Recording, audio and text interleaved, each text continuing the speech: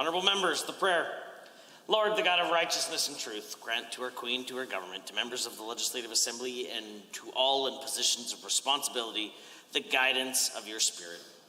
May they never lead the province wrongly through love of power, desire to please, or unworthy ideas, but laying aside all private interest and prejudice, keep in mind their responsibility to seek to improve the condition of all. Please be seated. Orders of the day.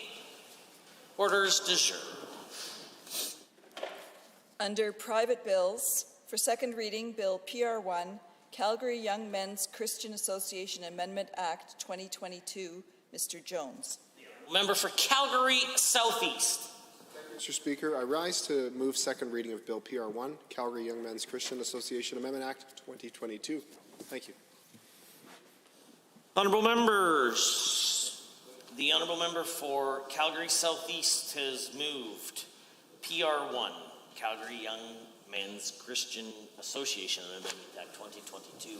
Is there any others wishing to add comment? The Honourable Member for Edmonton Highlands Norwood. Thank you, Mr. Speaker, and it is, as always, an honour to rise in this chamber, and I won't speak too long on this private bill. I do have the honour of serving on the Private Members Bills Committee, along with a few of my esteemed colleagues. So we did get the chance to hear from the YMCA and the stellar leader of the YMCA, the president and CEO, Shannon Dorham, who does incredible work. Fun fact, when I grew up in Barhead, Alberta, and when I was about, that's not the fun fact, Mr. Speaker, just wait. That's old news, but that is a fact. But the fun fact is... Okay, good point. But the fun fact is that when I was around 8-9 years old, wait for it, a family had moved to the area, and that was the Dorhams. And Shannon Dorham was my best friend for about 1 or 2 years, and then she. Her and her family, her dad worked at the Distance Learning Center in Barhead, and her family then moved to Calgary, where she lives now. So I hadn't got to see her in many, many years, and then not long ago, I saw that she had that role, and I was able to connect with her again. And she's an incredible leader of the YMCA, and so we are quite proud to support. The member from Calgary Southeast's private bill, because basically what the YMCA wants to do through this private bill is to just sort of modernize their objectives and their operations. And I know many folks in this chamber, especially in Calgary, there are huge recreational centers, and child care is one aspect that the YMCA does. They do a lot of really important work in the community. And from what we heard from the committee meeting, this legislation will bring the Calgary YMCA incorporating legislation in line with other areas of the province. And so, for example, the Edmonton area branches have had the ability to own land anywhere in the province for approximately 70 years. And if you know anything about the YMCA in the Edmonton area, it's the YMCA of Northern Alberta, right? So it's they've had a little bit of a different model, and so the YMCA, Calgary YMCA, is hoping to do the same. And so, like I said, I didn't want to speak too long. I just really wanted to get on the record our support of the great work that the YMCA does, our support. And the fun fact, which might not have been all that fun in retrospect, but wanted to share it. And just continue. I hope that all members of this chamber will support the member from Calgary Southeast bill and support YMCA in modernizing their operations. We'll handshake it out. And with that, Mr. Speaker, thank you for the time this morning. My sense is it would have been much more fun if you had have told us just how long ago it was. Or if we were to be led by the honourable member for Calgary Buffalo in the singing of YMCA. Are there other members? Seeing none, I am prepared to call on the member for Calgary Southeast to close debate, should he choose to do so. The honourable member for Calgary Southeast. Thank you for supporting this important bill, and I encourage everybody in the chamber to also vote in favor and close debate. Honourable members, the Calgary for Southeast has moved. Second reading of PR1, Calgary Young Men's Christian Association Amendment Act 2022. Does the Assembly agree to the motion for second reading? If so, please say aye. Aye. Opposed, please say no. In my opinion, the ayes have it. That motion is carried and so ordered. Bill PR1, Calgary Young Men's Christian Association Amendment Act 2022 is now read a second time. Under Government Bills and Orders for third reading, Bill 20, Justice Statutes Amendment Act 2022, adjourned debate. Honourable Mr. Ellis. The Honourable, the Associate Minister of Mental Health and Addictions has some time remaining should he choose to use it. Are there others wishing to join in the debate for third reading of Bill 20, Justice Statutes Amendment Act 2022? Seeing the Honourable Member for Edmonton McClung. Thank you very much, Mr. Speaker. Pleasure to rise this morning and hopefully not be asked to sing.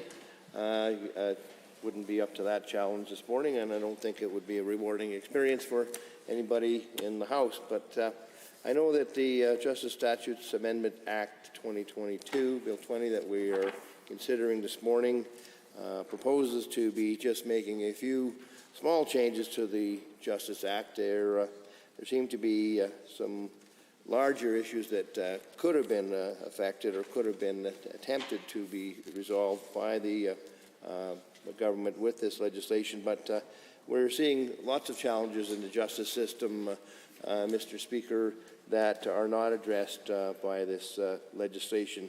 It's, for example, legislating on the Victims of Crime Fund, but it's not fixing the messes that have been made by the UCP government on the Victims of Crime Fund, and it has had many negative effects on victims. And I know that if indeed one has been involved in the criminal justice system as a worker or somehow involved as a lawyer or in the process of supplying services to the criminal justice system, it's been self-evident for some time now that it always seems as though the criminal justice system is the last one on the totem pole to get funding, and it's probably a result of who, in fact, the criminal justice system serves, and that is those who are most vulnerable,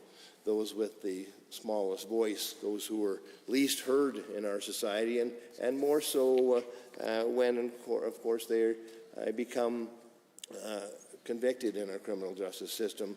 Their voice is even more muted, Mr. Speaker. And that's a tragedy because, indeed, anybody who ends up in the criminal justice system is a failure of our society to provide the proper means. There's certainly responsibility on the individual's part, but I think if we roll back the clock, roll back the movie of the person's life who's involved in the criminal justice system, one will find a litany of repeated stories, such as the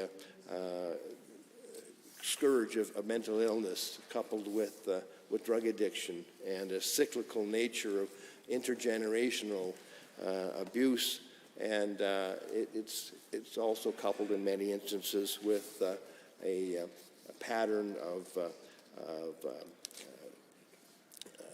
Indigenous suffering, which has been thrust upon that population by the things such as the 60s scoop and, of course, the residential schools. So the Justice Statutes Amendment Act certainly has a lot of scope, but it really didn't go all that that far. And instead of supporting the victims, the UCP did the opposite thing.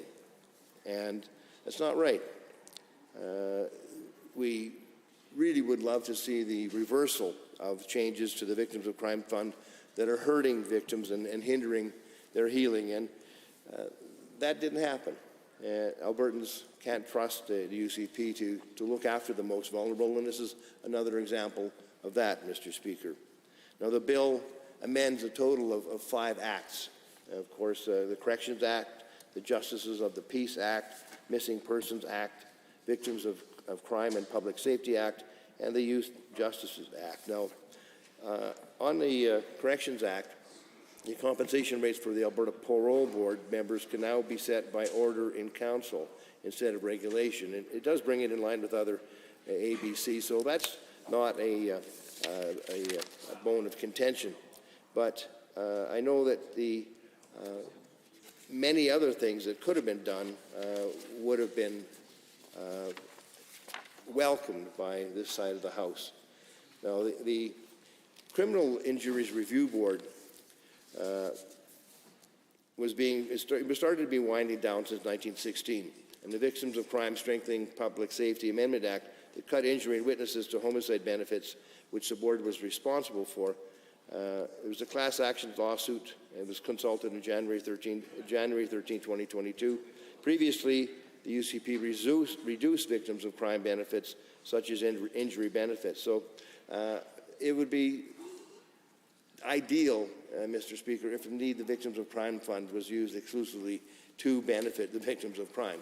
But that's not what the fund is being used for, and UCP has been, let's say, a little creative with how that fund actually gets used. So in every case, Mr. Speaker, you want to hope that the criminal justice system is one that seeks to minimize recidivism, not by necessarily seeing punishment as the priority, but by seeing the historical evidence that is so often repeated when a prosecutor or a defense lawyer is talking about the pre-sentence report. And I've had the opportunity, Mr. Speaker, to be privy to listening to many of those pre-sentence reports as a volunteer intake worker for the Provincial Solicitor General's office. And in that capacity, as I mentioned earlier, there was a constant repetition of similar stories that were heard. And unfortunately, when these stories were being told, they were really rapid-fire tales told by the prosecutor or the defense counsel in arguing for one sentence or another. And they were so rapid because, Mr. Speaker, they were so, the lawyers and the bench is so absolutely smacked with a heavy load of cases. So the files that the lawyers would be reading from were very cursorily looked over briefly before the case would be heard in courtroom 65 and 68, and momentarily briefed in front of the judge, and the judge would be making a significant decision in the person's life as far as sentencing based on probably a lot of research that had gone into the report, but very little that actually was able to be transmitted to the judge. And that speaks to the underfunding of the criminal justice system, Mr. Speaker. And that's one of the things that I think we need to pay attention to in this legislature going forward and starting right now, because it's well known by those who are involved in the system, maybe not as much by the public, that the system is chronically underfunded, and this results in poor representation by or of the accused, and a difficulty in having cases heard in a timely manner. And that's something that has been ongoing for a long time. It was in the 1980s that I worked as a volunteer as a court intake worker for the Solicitor General's Department, and the same difficulties are being evidenced here today. And there's an attempt by the government to alter the justice system by using Bill 20, the Justice Statutes Amendment Act, to make some changes. However, there is so much more to do. And I hope that the government has under consideration a lot of the reasons for the difficulty in the criminal justice system, and is seriously looking at properly listening to those who are bending under the crushing weight of the caseloads they carry, and looking to fund more properly and more aggressively particularly the prosecutors' offices, as well as taking into mind the environment in which those who are facing the system, who have not yet been convicted, who are particularly in remand in this province, are having to face. I know there's extra time credit given to inmates who are subsequently convicted for time spent in remand, but that is the calculation based on the extra suffering that people in this province are deemed to undergo by simply being in remand. And that really speaks to the question of inadequacy in the remand system. Now, we did finally replace the remand center in Edmonton and built the center that's north of the Yellowhead. And it's still fraught with difficulties. Mr. Speaker, this morning on the news there was an indication that there's a problem with drugs getting into that facility, and a judge actually very uncharacteristically suggested that the staff there should be checked periodically for drugs. And that was a serious condemnation of the environment that we have our particularly young offenders, but all those on remand waiting their trials, in the environment that they face. And there are simple explanations, and there's complex explanations for that. And the underlying problem is that we don't give it the priority as a government or as a society that it deserves. It's a pretty devastating thing to be incarcerated, Mr. Speaker. I've had the opportunity to visit some of the institutions in Alberta that was offered to me as a matter of my volunteer work. And in fact, I remember going to the old Fort Saskatchewan jail, which is no longer functioning. And there, of course, is solitary confinement quarters there, and it was a devastating thing to see, where individuals were 2 or 3 stories below ground with a single light bulb overhead, maybe 12 feet high, on a bunk with no mattress, wearing something that resembled a barbecue mitt, and had a paperback novel to read.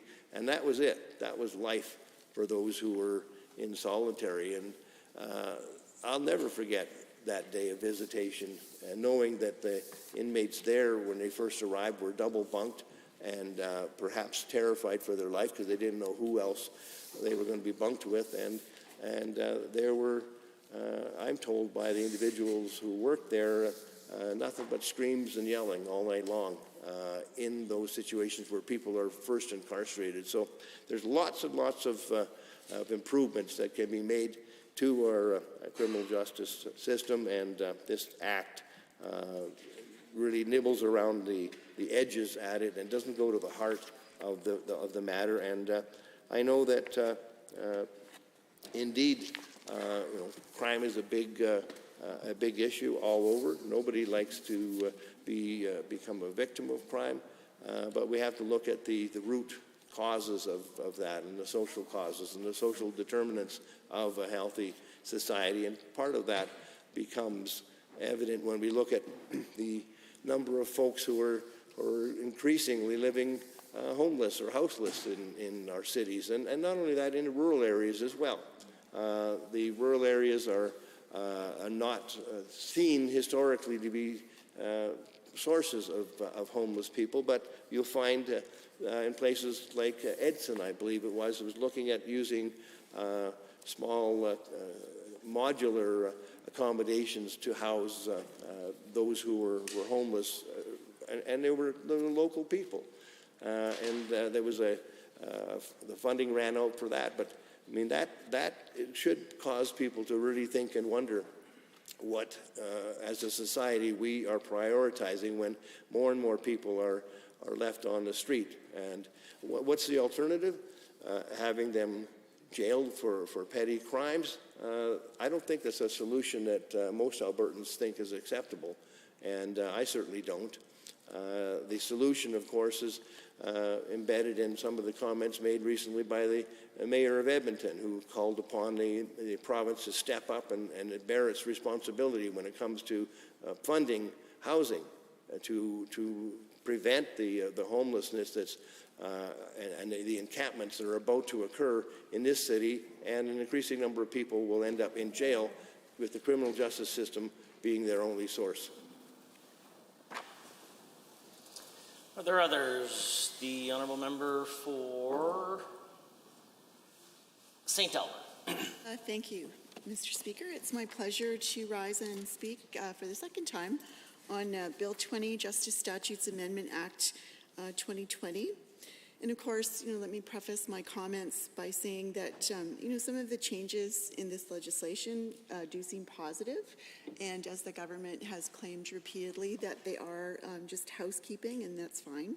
However, there are some very large challenges in the justice system, and I would like to address some of those. So yesterday I talked a little bit about, touched on a couple of the acts that are amended in this piece of legislation, one of those being the Justice of the Peace Act.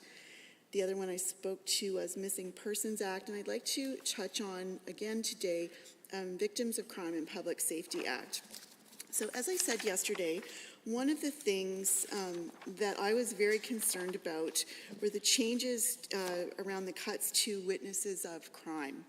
And I spoke yesterday about, I'm sure people will remember in this chamber, the tragedy that happened in 2015 in St. Albert at 3 o'clock in the morning.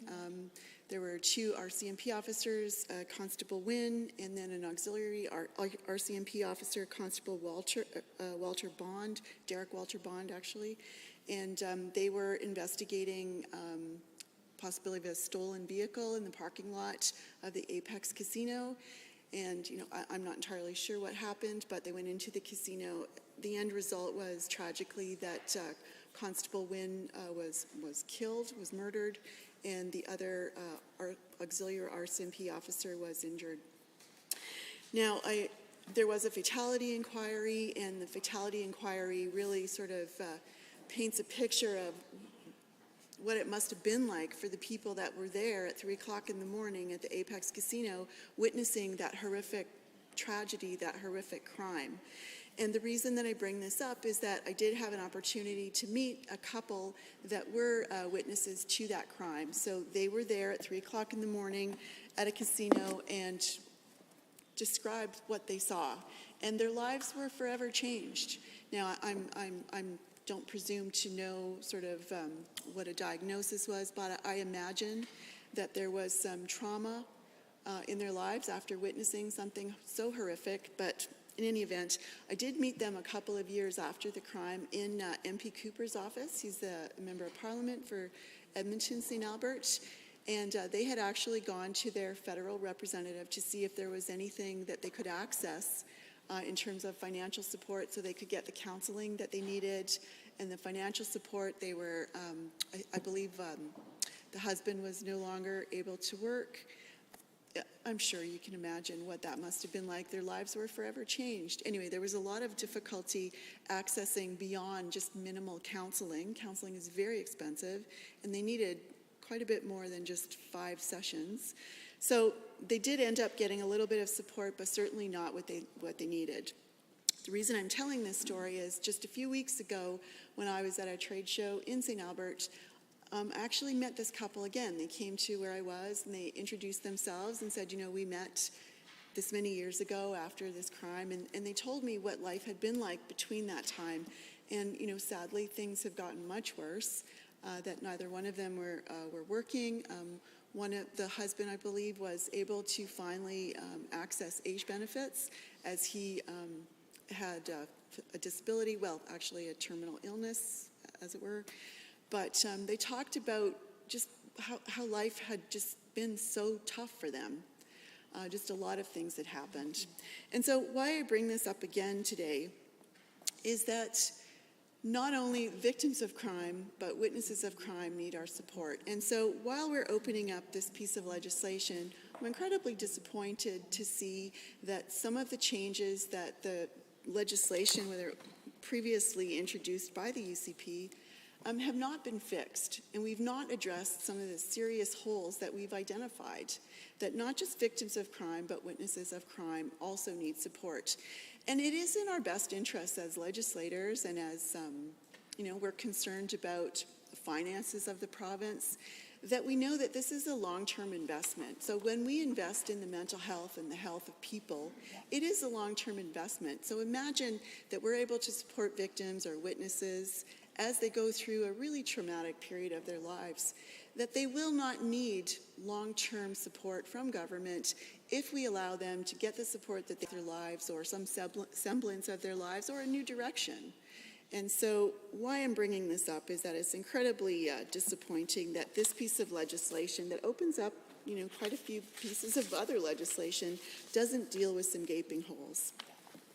So I want to go back, that is one example of the problem. So I want to go back to 2020 a little bit and talk about when we were first debating Bill 16. And it is my hope, I was hoping that this government would address some of the problems that we brought up, but instead this legislation is really sort of making those errors, I think they're errors, permanent.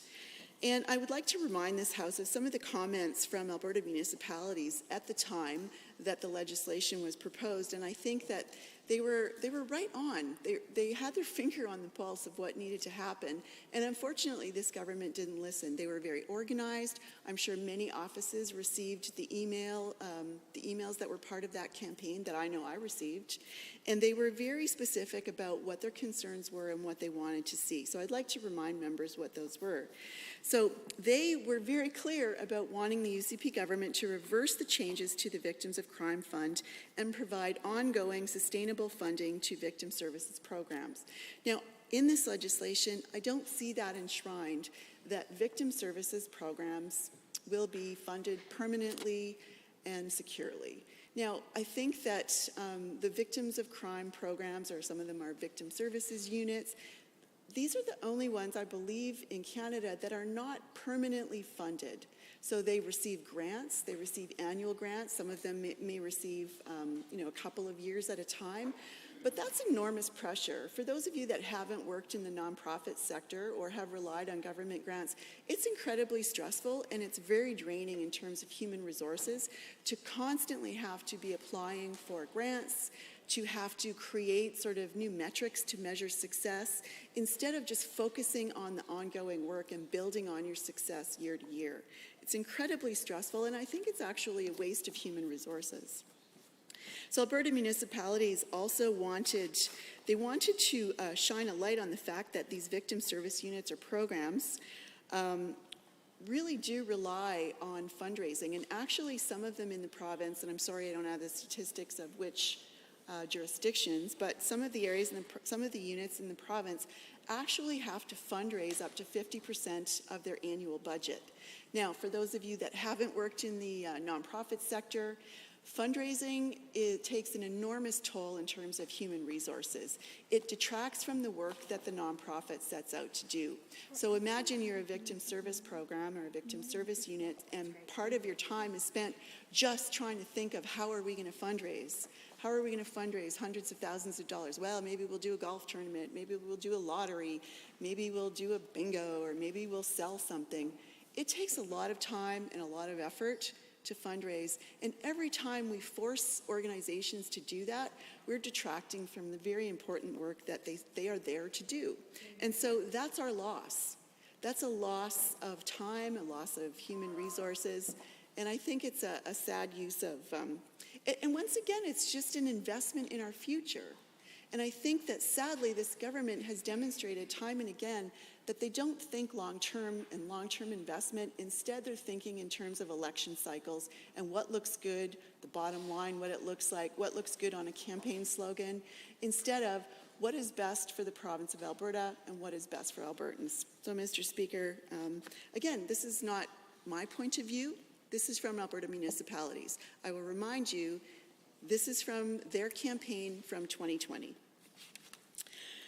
They highlighted the fact that there was an increase in the surcharge and that, the pot of money grew substantially. That would have given, I think, the government, the ability to get creative in terms of investing in victims, witnesses of victims, and organizations that support victims. But unfortunately, that was not the case.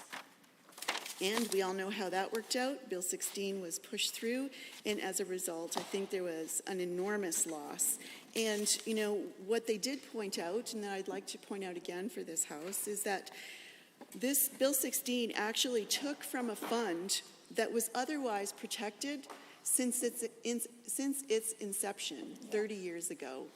What a legacy for this UCP government that they raided a victims of crime fund that had been stable and doing its job for 30 years. Yeah. Why they think they know best, Mr. Speaker, I really don't know.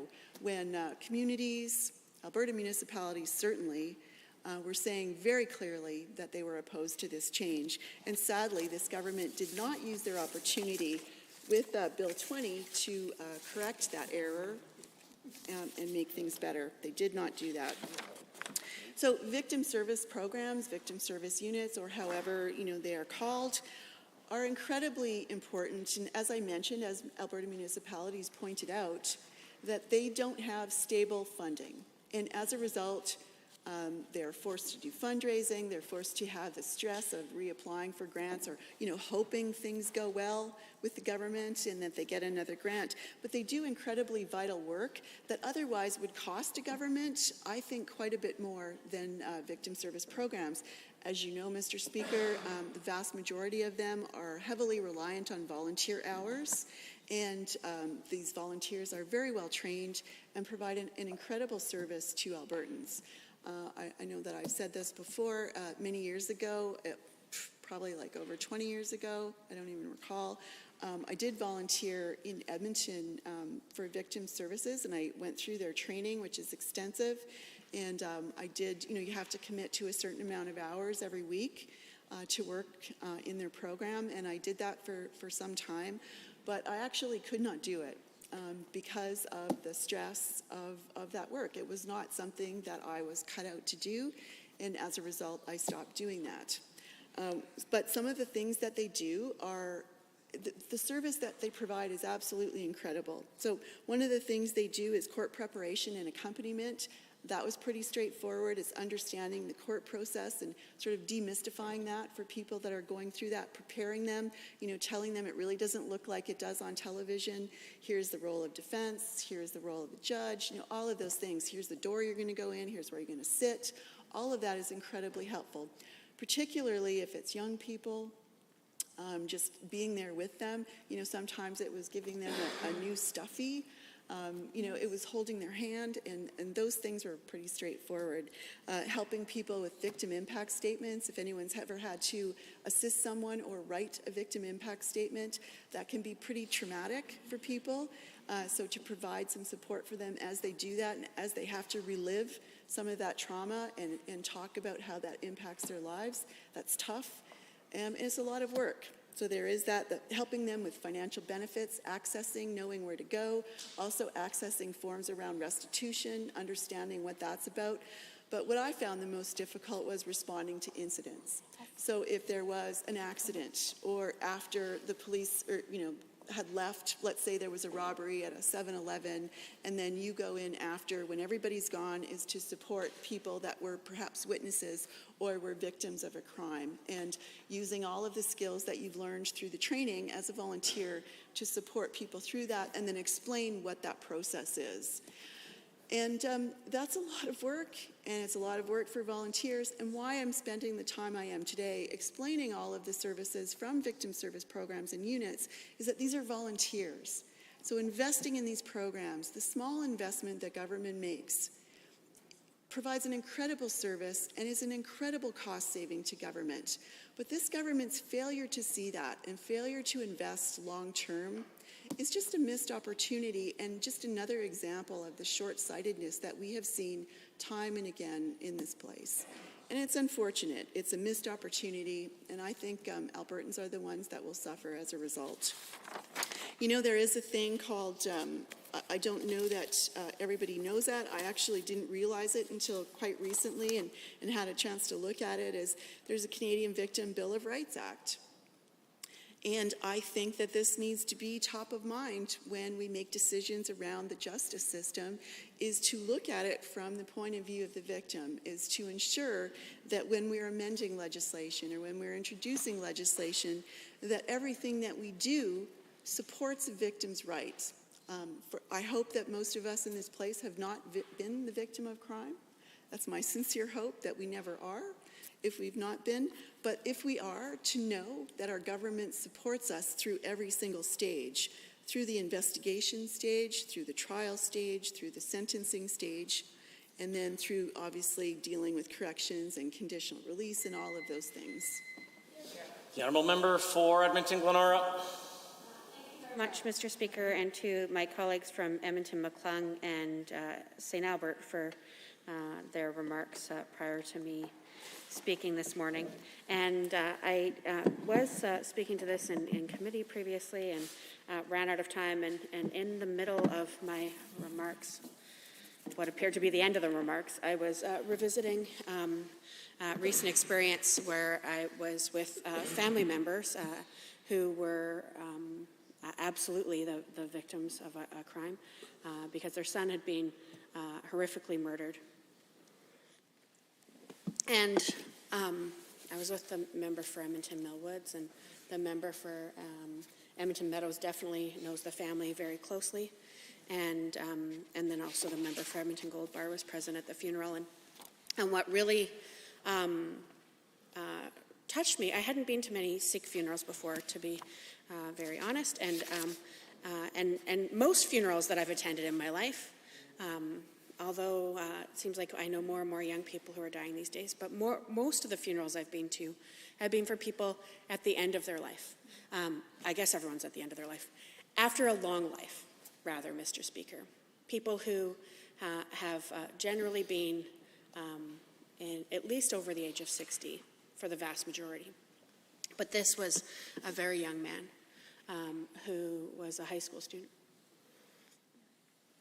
And the way the female members of the community vocalized the grief that I think everyone in the room was feeling, but they were the ones powerful and vulnerable enough to, I think, really bring about sound through their sharing of emotion, through their weeping, through their vocalization of their grief when the young man left the funeral home was incredibly powerful, Mr. Speaker.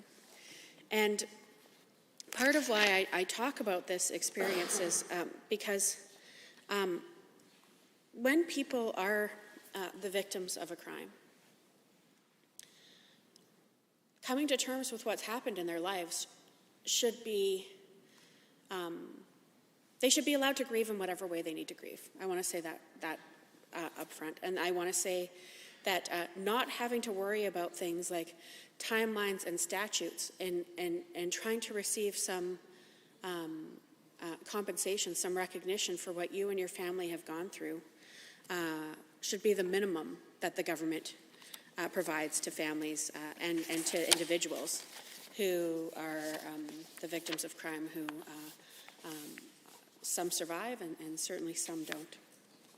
So there are some sections, and I was able to hear very clearly the minister responsible, the present Minister of Justice, I think is our third Minister of Justice in 3 years. I had to stop and count for a second. Everyone's still on the front bench, but the chairs have definitely changed. The current Minister of Justice, the present one, talked about how the changes to the Victims of Crime and Public Safety Act shouldn't be concerning for folks because the UCP already largely made these changes in practice, and this was about actually enshrining them in law. And what I will say is that the changes in practice have not been good. They have not benefited the community. They have not benefited survivors and victims. So to say, oh, don't worry, this isn't significant, when it's actually taking practices that have been broadly critiqued by advocacy organizations and individuals who have to live through these processes. And then putting it into law and saying, don't worry about it. It's just taking bad policies and actually enshrining them in the law. It doesn't give me a lot of solace. And it actually implicates all of us because we're being asked to endorse that, right? We're being asked to actually substantiate the bad decisions that the front bench has made through our vote and through our recorded vote in this place. So some of the sections that relate to the Victims of Crime and Public Safety Act that are being changed. There's a section, of course, that I did touch on previously where it talks about replacing death benefit with funeral expense reimbursement. Again, who are we to tell victims, family members who are grieving, how they should spend their compensation, that it needs to be tied to funeral expense specifically? Not everybody grieves through those more traditional forms. And then the other piece I want to highlight is that it actually strikes out Transitional Sections 19 through 23, which this is the bulk of where the controversial changes were. So I'm going to go through a couple of them and read some sections that I think we should all be in this place well aware of what we are being asked to endorse by the government bringing this forward. Yeah. So on page 17 of the hard copy, it's section 18 of the bill, which is removing sections 20 and 21 from the law. 20 sub 1 says a person entitled to submit a request for reconsideration under the former act and the regulations under that act concerning a member of a class described as class action settlement agreement may submit their application on this section and the application be dealt with in accordance with this act and the regulation under this act. So if a person entitled to submit a request for reconsideration, so an appeal process, under the former act, and then it explains how you do that. So we're saying we're getting rid of that opportunity for people to ask for reconsideration, for people to appeal. If a person is applied to the review board, this is 21 sub A, I'll skip over 2, it's a very housekeeping in terms of the way the language is written. 21 sub 1 says, if a person is applied to the review board for a review of a decision of the director and the review has not been concluded or dismissed before the coming into force of this section, the review must continue to be dealt with in accordance with this act. Again, people asking for an appeal, people asking for reconsideration, and we're taking out of the legislation that if that is still in the middle of the process and it hasn't been concluded, we're taking away their ability to actually appeal. We're taking away their ability to have the decision reviewed and to have an opportunity to continue to advocate for what they feel is appropriate compensation under the former act. And again, when I think about all the things that members of both sides of this House have said while advocating to be in this place and to be in the position to make decisions, I would say telling Albertans that we're going to make it harder for you to file appeals and to try to get compensation when you've been the survivor of a crime or the victim of a crime or somebody you love has been horrifically killed, for example, saying we're going to make it harder for you to file an appeal. Don't remember anyone in this House saying that that was one of the things they wanted to do as it related to justice and the treatment of survivors or victims in law.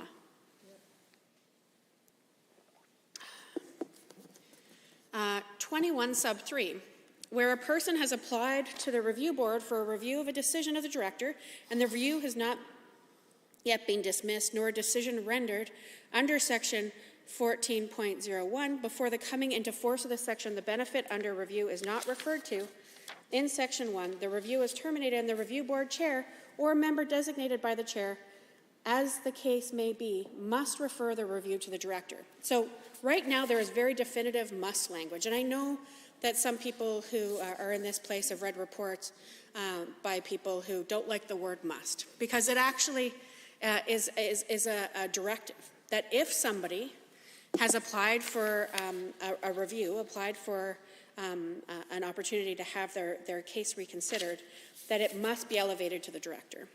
But the reason why we say must in laws is because we're not coming to this place to say you should do this or you might do that.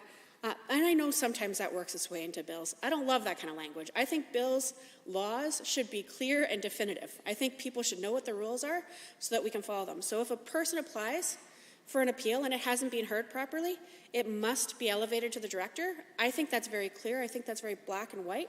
And to take that away, I think could be an impediment to justice. Let's go on to subsection 4, where the director receives a referral under subsection 3. The director may, as the director considers appropriate, A, reconsider the matter, or B, notify the applicant in writing that the applicant may, within 30 days from the date of notice, apply for judicial review of the decision. So this has the provision of may because it's giving a choice, right? You can either reconsider the matter, the director can either review it, or they can notify the person who's applied for the review of an alternate process, a judicial review, expediting or elevating the decision of that to a judicial review rather than it being heard by the director.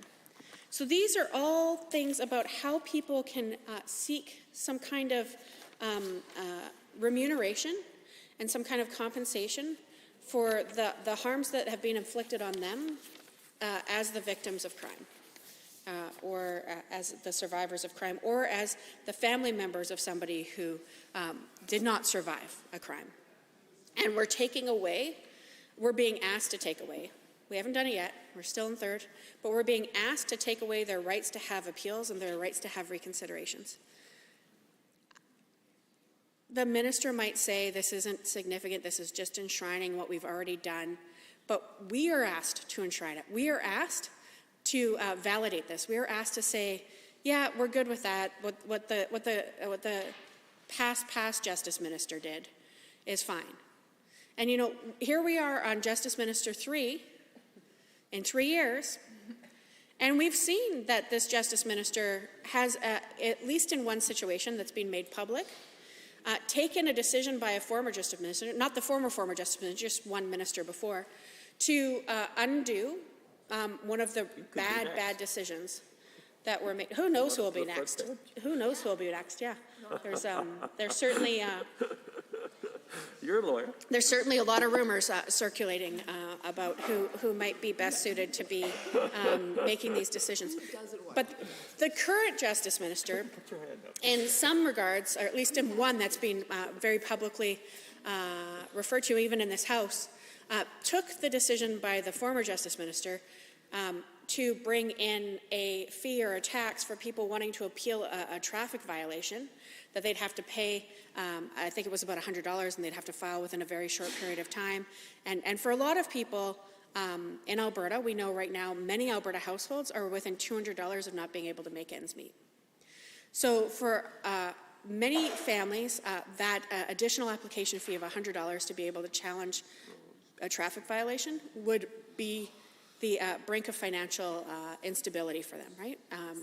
I don't want to go as far to say ruin, but I think for many they would feel a sense of dread and ruin and not being able to pay their bills. And we've seen how over and over again, over the last few years, life under the UCP in Alberta has become more and more expensive. So I do have to say to the current Justice Minister, I'm really glad that that decision was overturned. I think it was the right thing. I think that there shouldn't be barriers to people getting their day to have an appeal heard when it comes to a traffic violation, having the opportunity to ask for the decision to be reconsidered, for the evidence to be reviewed. That's what these families and victims had under the Victims of Crime and Public Safety Act. The Victims of Crime Compensation Fund had appeal mechanisms for people to have an opportunity to make a case about the types of supports that would benefit them in trying to recover from the impacts of the crime that were inflicted upon them. So the current Justice Minister has, at least on one occasion, very publicly in this place, overturned a decision by a former Justice Minister. These decisions were made under a former Justice Minister. They're wrong. I certainly don't want to be on record having endorsed the decisions of the former Justice Minister, because I think that they are moving in the wrong direction, and I don't think that they reflect the values that virtually all of us campaigned on when it comes to safety and fairness for citizens in the community. And I don't think that this bill furthers that call to action for a more just and fair society when it comes to fair and appropriate compensation for victims of crime. I know that many people in this room statistically have probably been a victim of crime, and I know that many of us, many more probably do know other people who have been victims of crime, and I think that they deserve to have people on the record in their government, in the legislature, no matter what party or whether independent, stand up and stand with victims and survivors. Those are the sections that probably, as it relates to the Victims of Crime and Public Safety Act, have had the broadest criticism publicly, and I think for good reason. I know I focused to the vast majority of my remarks, both in committee and now in third, on one piece of the bill, the Victims of Crime and Public Safety Act, and probably because that's the Honourable members, we are on Bill 20, the Justice Statutes Amendment Act. Is there any other members wishing to speak? I see the Honourable Member for Edmonton Highlands, Norwood. Thank you, Madam Chair. Madam Speaker, I should say. There's been a lot of really thoughtful remarks from my colleagues, and some important questions raised. And you know, I know it certainly feels like deja vu every time we're in this chamber, and we don't hear from the members opposite, from the governing party, particularly on a bill as arguably to them as critical as Bill 20.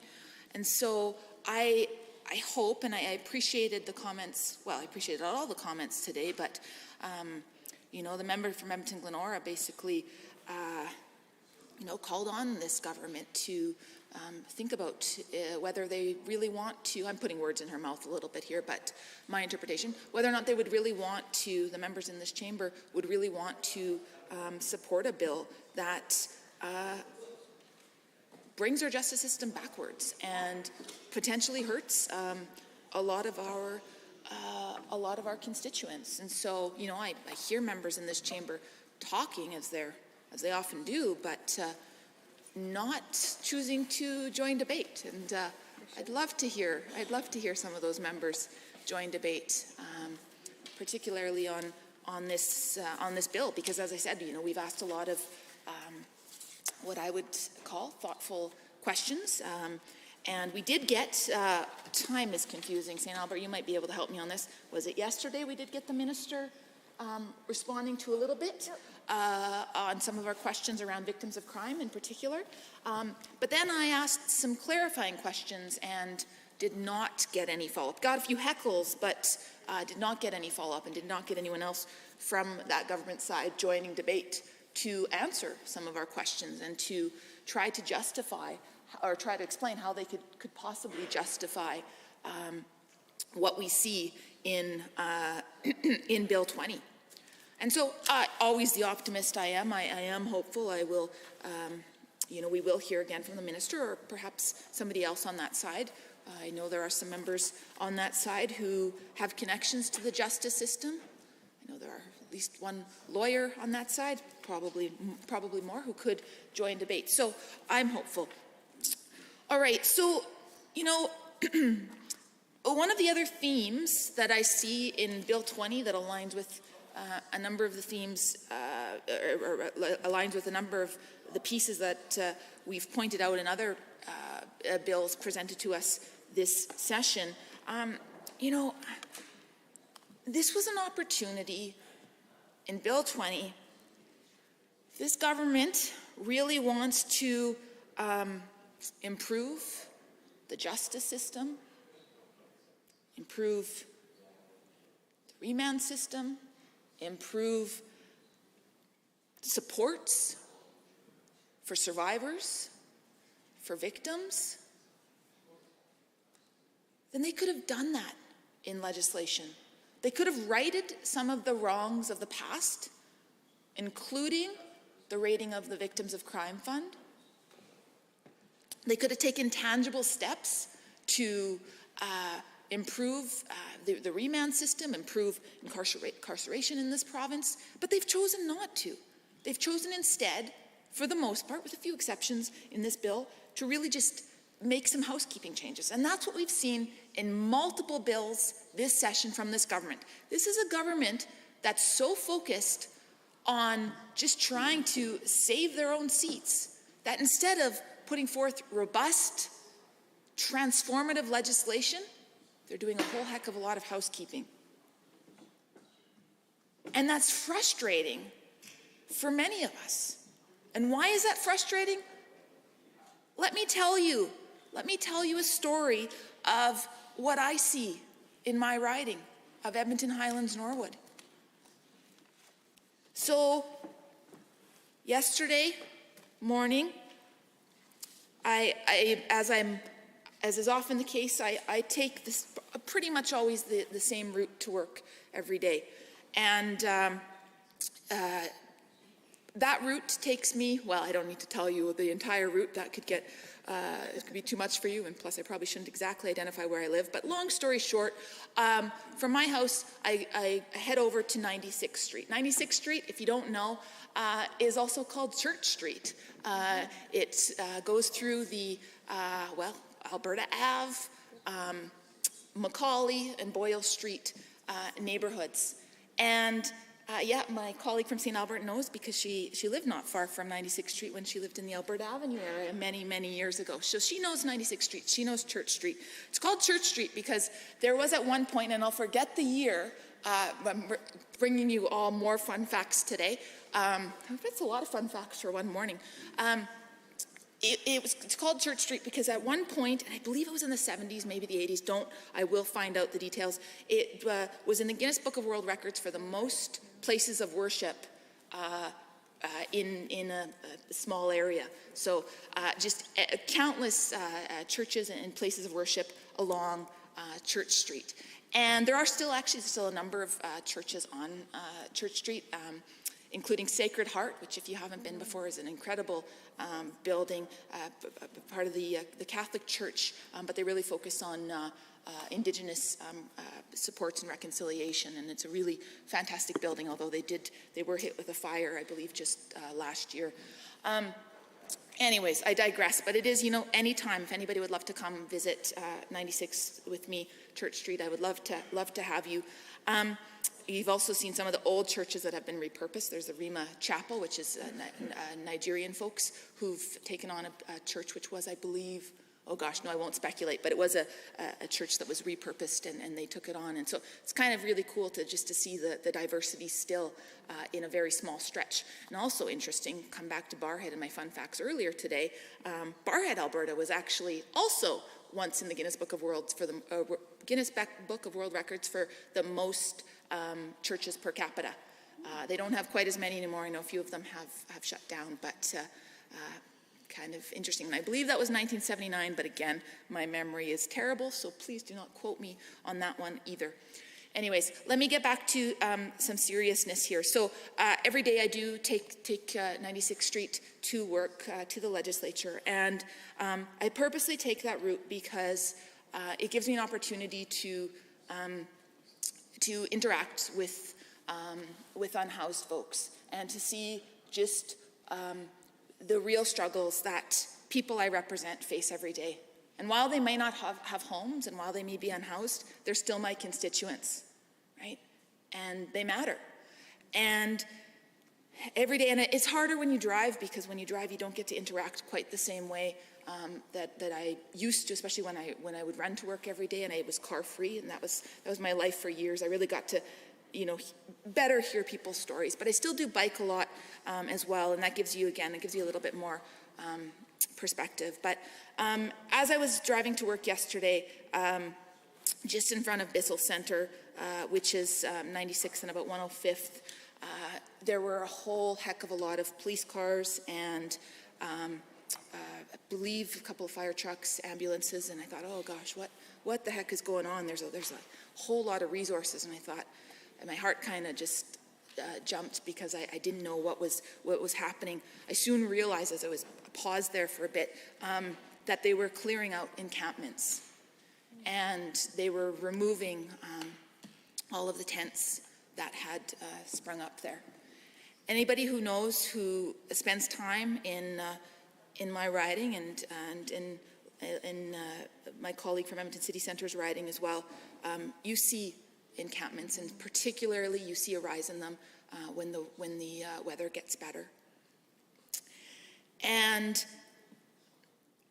I understand completely that there are people who are concerned, and a lot of times the residents, particularly in Boyle Street and Macaulay, who reach out to me concerned about encampments, are coming from a perspective of they want to support people. They want people to have housing. They want people to have access to harm reduction supports. And simply clearing out actual humans' belongings, in some cases they're all they have, clearing them, throwing them into bags, treating them as if their belongings don't matter. There has to be a better way. And we're not seeing it from this government.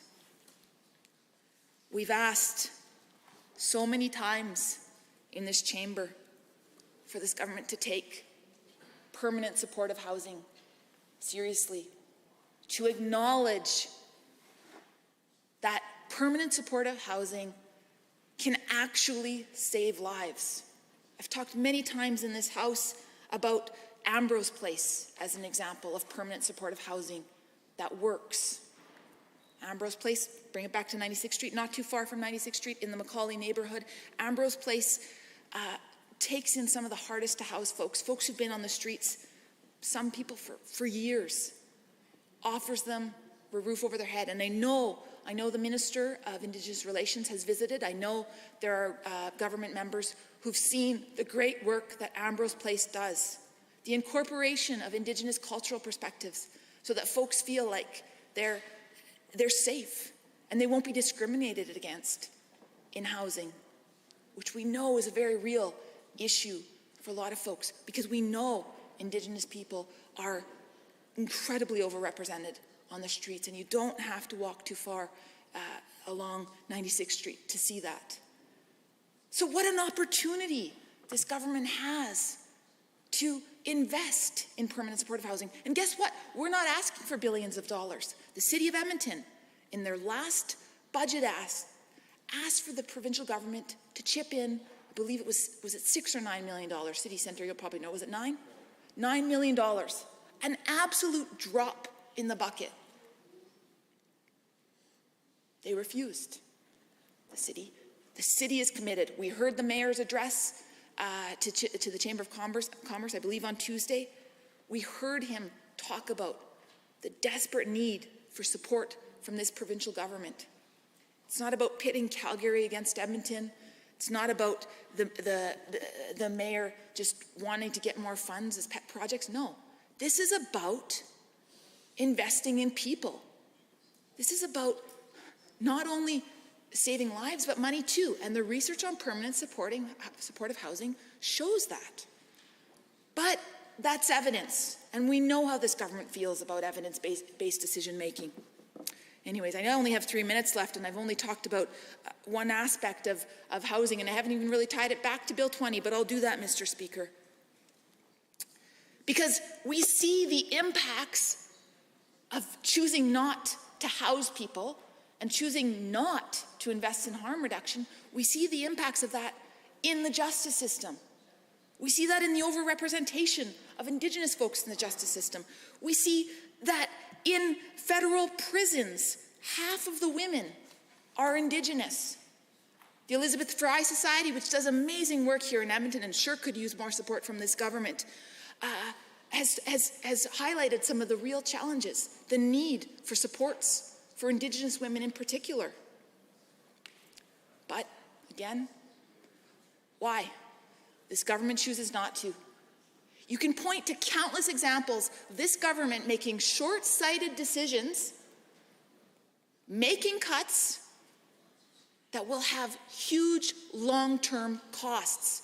You're not saving money and you're not saving lives, and that comes with permanent supportive housing, with affordable housing, something recent, cuts to insulin pumps, the long-term costs of people having to seek health care, having to be hospitalized potentially.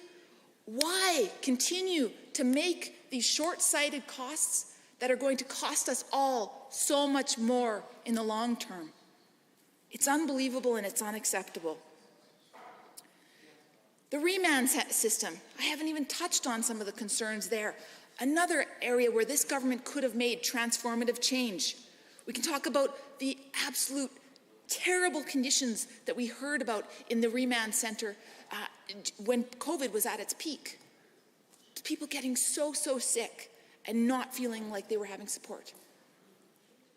Or we could talk about the fact that overdose deaths are happening in the remand center.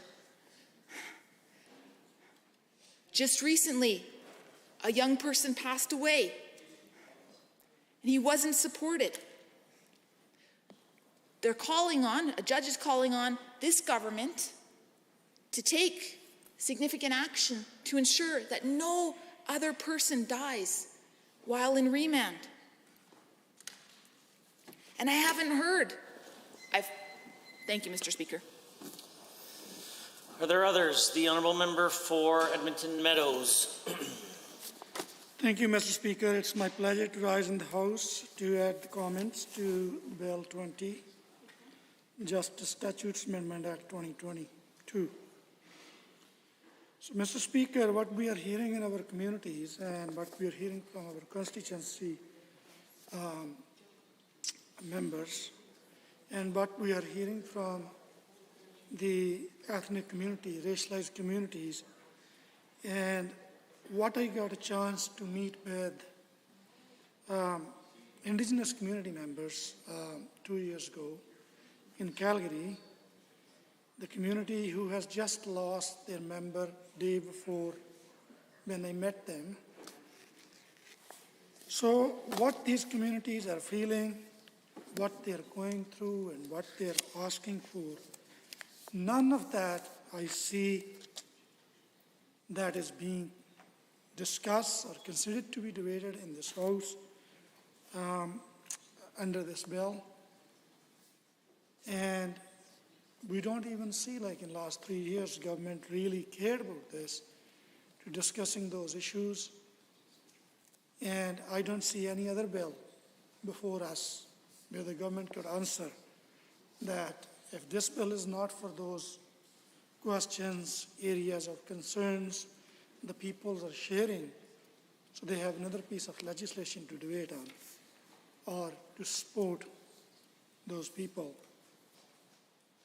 But this bill does nothing, just taking very valuable time of this House for using this time for not doing anything for those folks.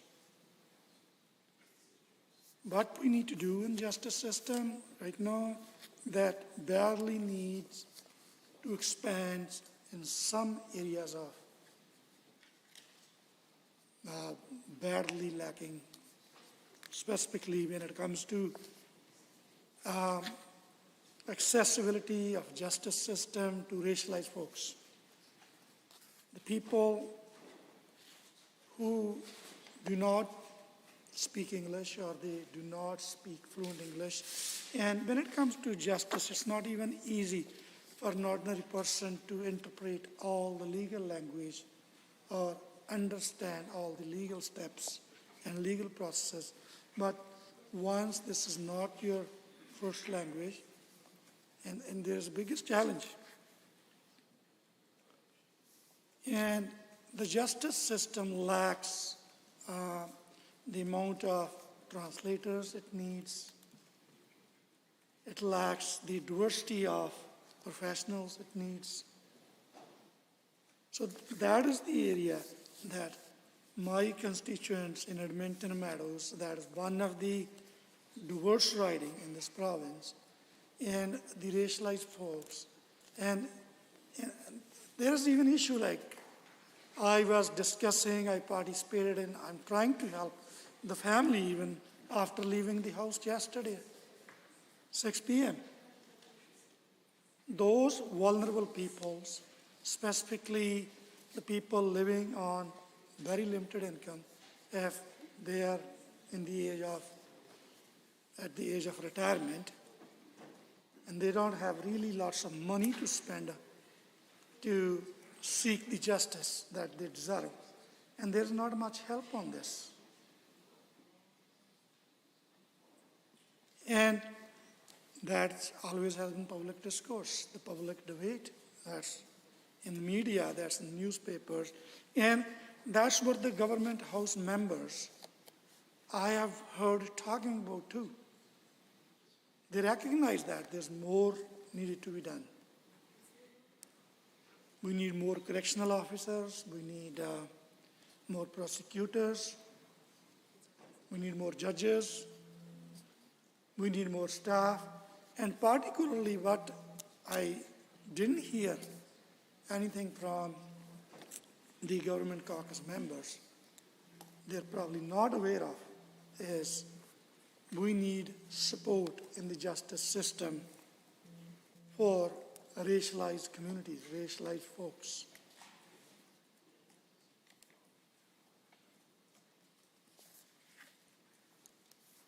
And it's very sad to say this and to have this on the record. I met with the families of Karanveer Sahota, and we also with my colleague from MLA from Edmonton City Centre, also met the family of Ledger Tool. So what those family members have been demanding, they are trying to reach government members in Calgary. They couldn't, they came all the way to Edmonton to protest their frustration and communicate with the government members. They came all the way to Edmonton. They came to the legislature. I don't think any of the government caucus member had courage or has courage to get out and even speak to those families who has lost the precious family members. Karanveer Sahota, the only child of the family, at the age of 14. They have a lot of questions. And similarly, the family of the Ledger Tool. And on top of that, what the experts and researchers and the community leaders and the members have been asking.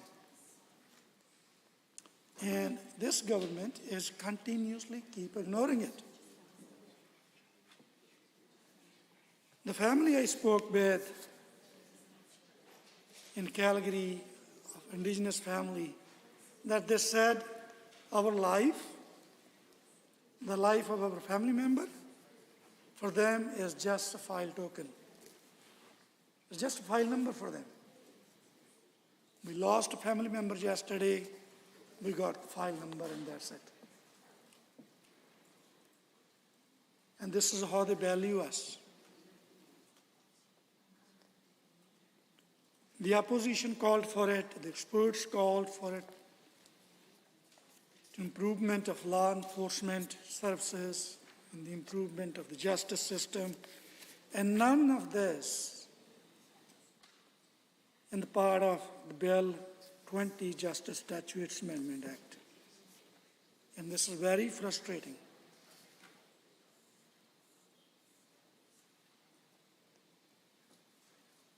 The community members have called many times, and NDP echoed their voice that we need to improve our law enforcement system, specifically when it comes to dealing with racialized communities, racialized folks. The law enforcement needs to have continued, ongoing anti-racism, cultural knowledge, and sensitivity education trainings, trauma-informed trainings, as that was the concern of the Indigenous family I met with in Calgary. And this is sad to see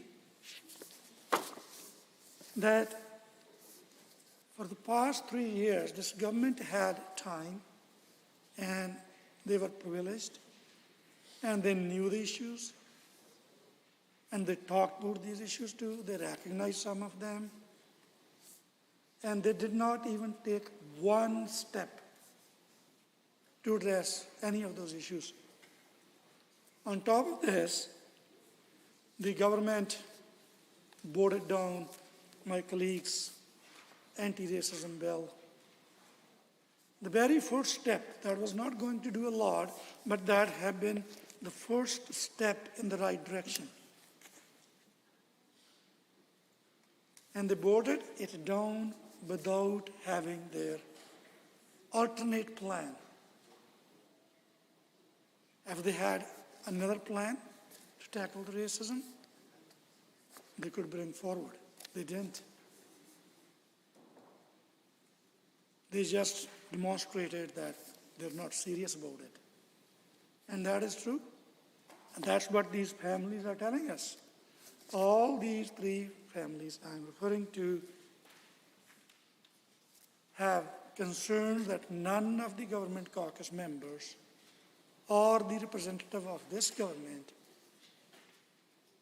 reached to their families. Even that thousands of people showed up at McNally High School to attend the vigil in the memory of that young man. Not even a single member. Not even a single member of this caucus had the courage to get out and speak to the family and show some respect for the young man who lost his life.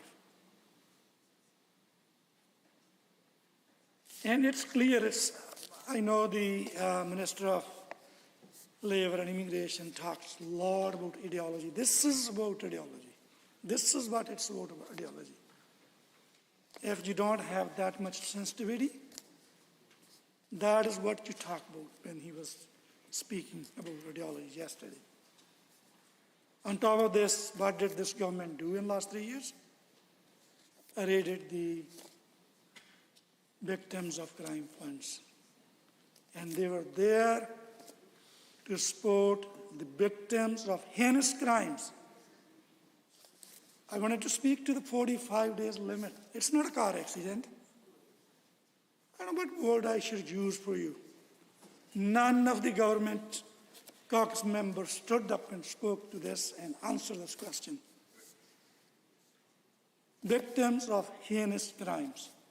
They could be young as a child or different stages of their lives in different circumstances and suffering for their lifetime. And they added the limit 45 days to come out to seek the support. Where you're going with this? I wanted to share the story that in 2016, one of the, I would say, world power, India, with a population of 1 billion people, The Chief Justice of India was addressing the convention, Premier's Convention, in the presence of Prime Minister. And there were so many questions to Chief Justice around the justice being delayed and people suffering. And the Justice just broke down while addressing the convention.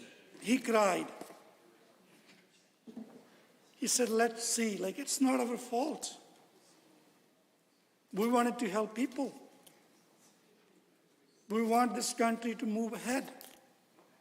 But what had happened, there's a law commission recommendations. They were there 87 to 2016, 19 years ago. Every single standing committee of Parliament supported that. Parliament supported that. Law commission recommended it. What happened? No implementation. So 15 judges to 1 million people. How we can address the issues? When Law Commission said you minimum need 50 judges, minimum, to do the bare minimum. And but 19 years after, they did not even hire one more extra judge to implement the report. I'm not saying this government is purposely doing this or knowingly doing this, but this is the direction this government is moving to, or moving in. And that's dangerous. That is pretty sad for the Albertans. So rather it's intended, unintended, we don't want to get into this debate, but we know what are the outcomes of by not taking actions.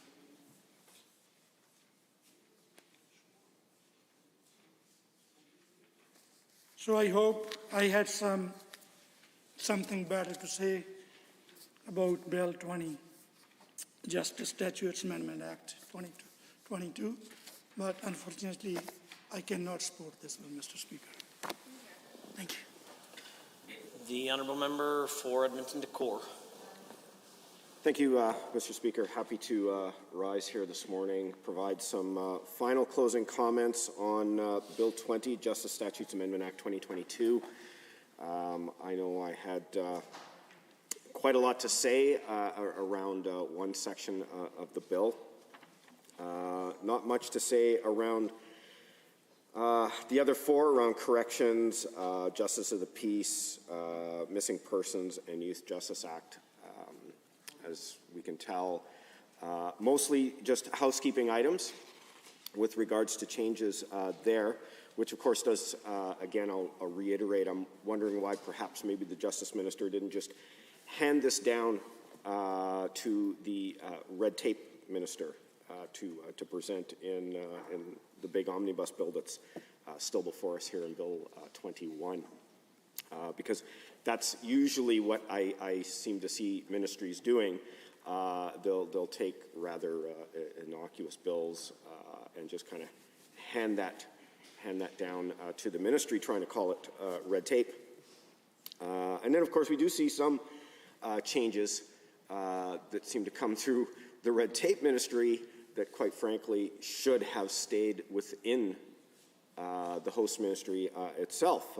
I specifically remember one bill and the minister being asked a bunch of questions about it, and all we kept seeing was fingers being pointed in other directions saying, well, go ask that minister and ask that minister, and didn't really get any answers there. So sometimes that's dismaying, especially considering Albertans are on the hook between $10 and $15 million over the course of this term for that ministry.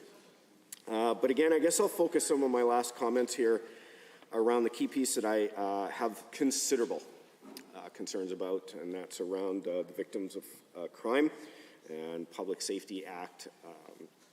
You know, we've seen changes around the Victims of Crime Fund that, quite frankly, you know, seems like it was like a little bit of a honeypot sitting over there that was just too tempting for the government to leave alone, and had to get in there and grab some of that money that's actually meant to try to help victims of crime. I had mentioned, one organization that could have greatly benefited from some funding out of that was the Victims of Homicide. The founder of that organization, Jane Ordzik, we've had many conversations over the years that I've been her MLA, and trying to bring that organization to the forefront rather than simply trying to scramble to find help for their members. I've attended some of those meetings, some of the stories, their trips through the justice system, the barriers that they face is quite heartbreaking, to say the least. And when you have an organization like that, why don't we help them out in terms of funding? Could be mental health supports for some of their members. It could be funding so that they're able to let others know that they're out there, to be able to provide supports when families are devastated due to a homicide. And so, but over the course of this government's term, we've seen many different choices being made. Spending tens of millions of dollars to do things like chase down Bigfoot. We see,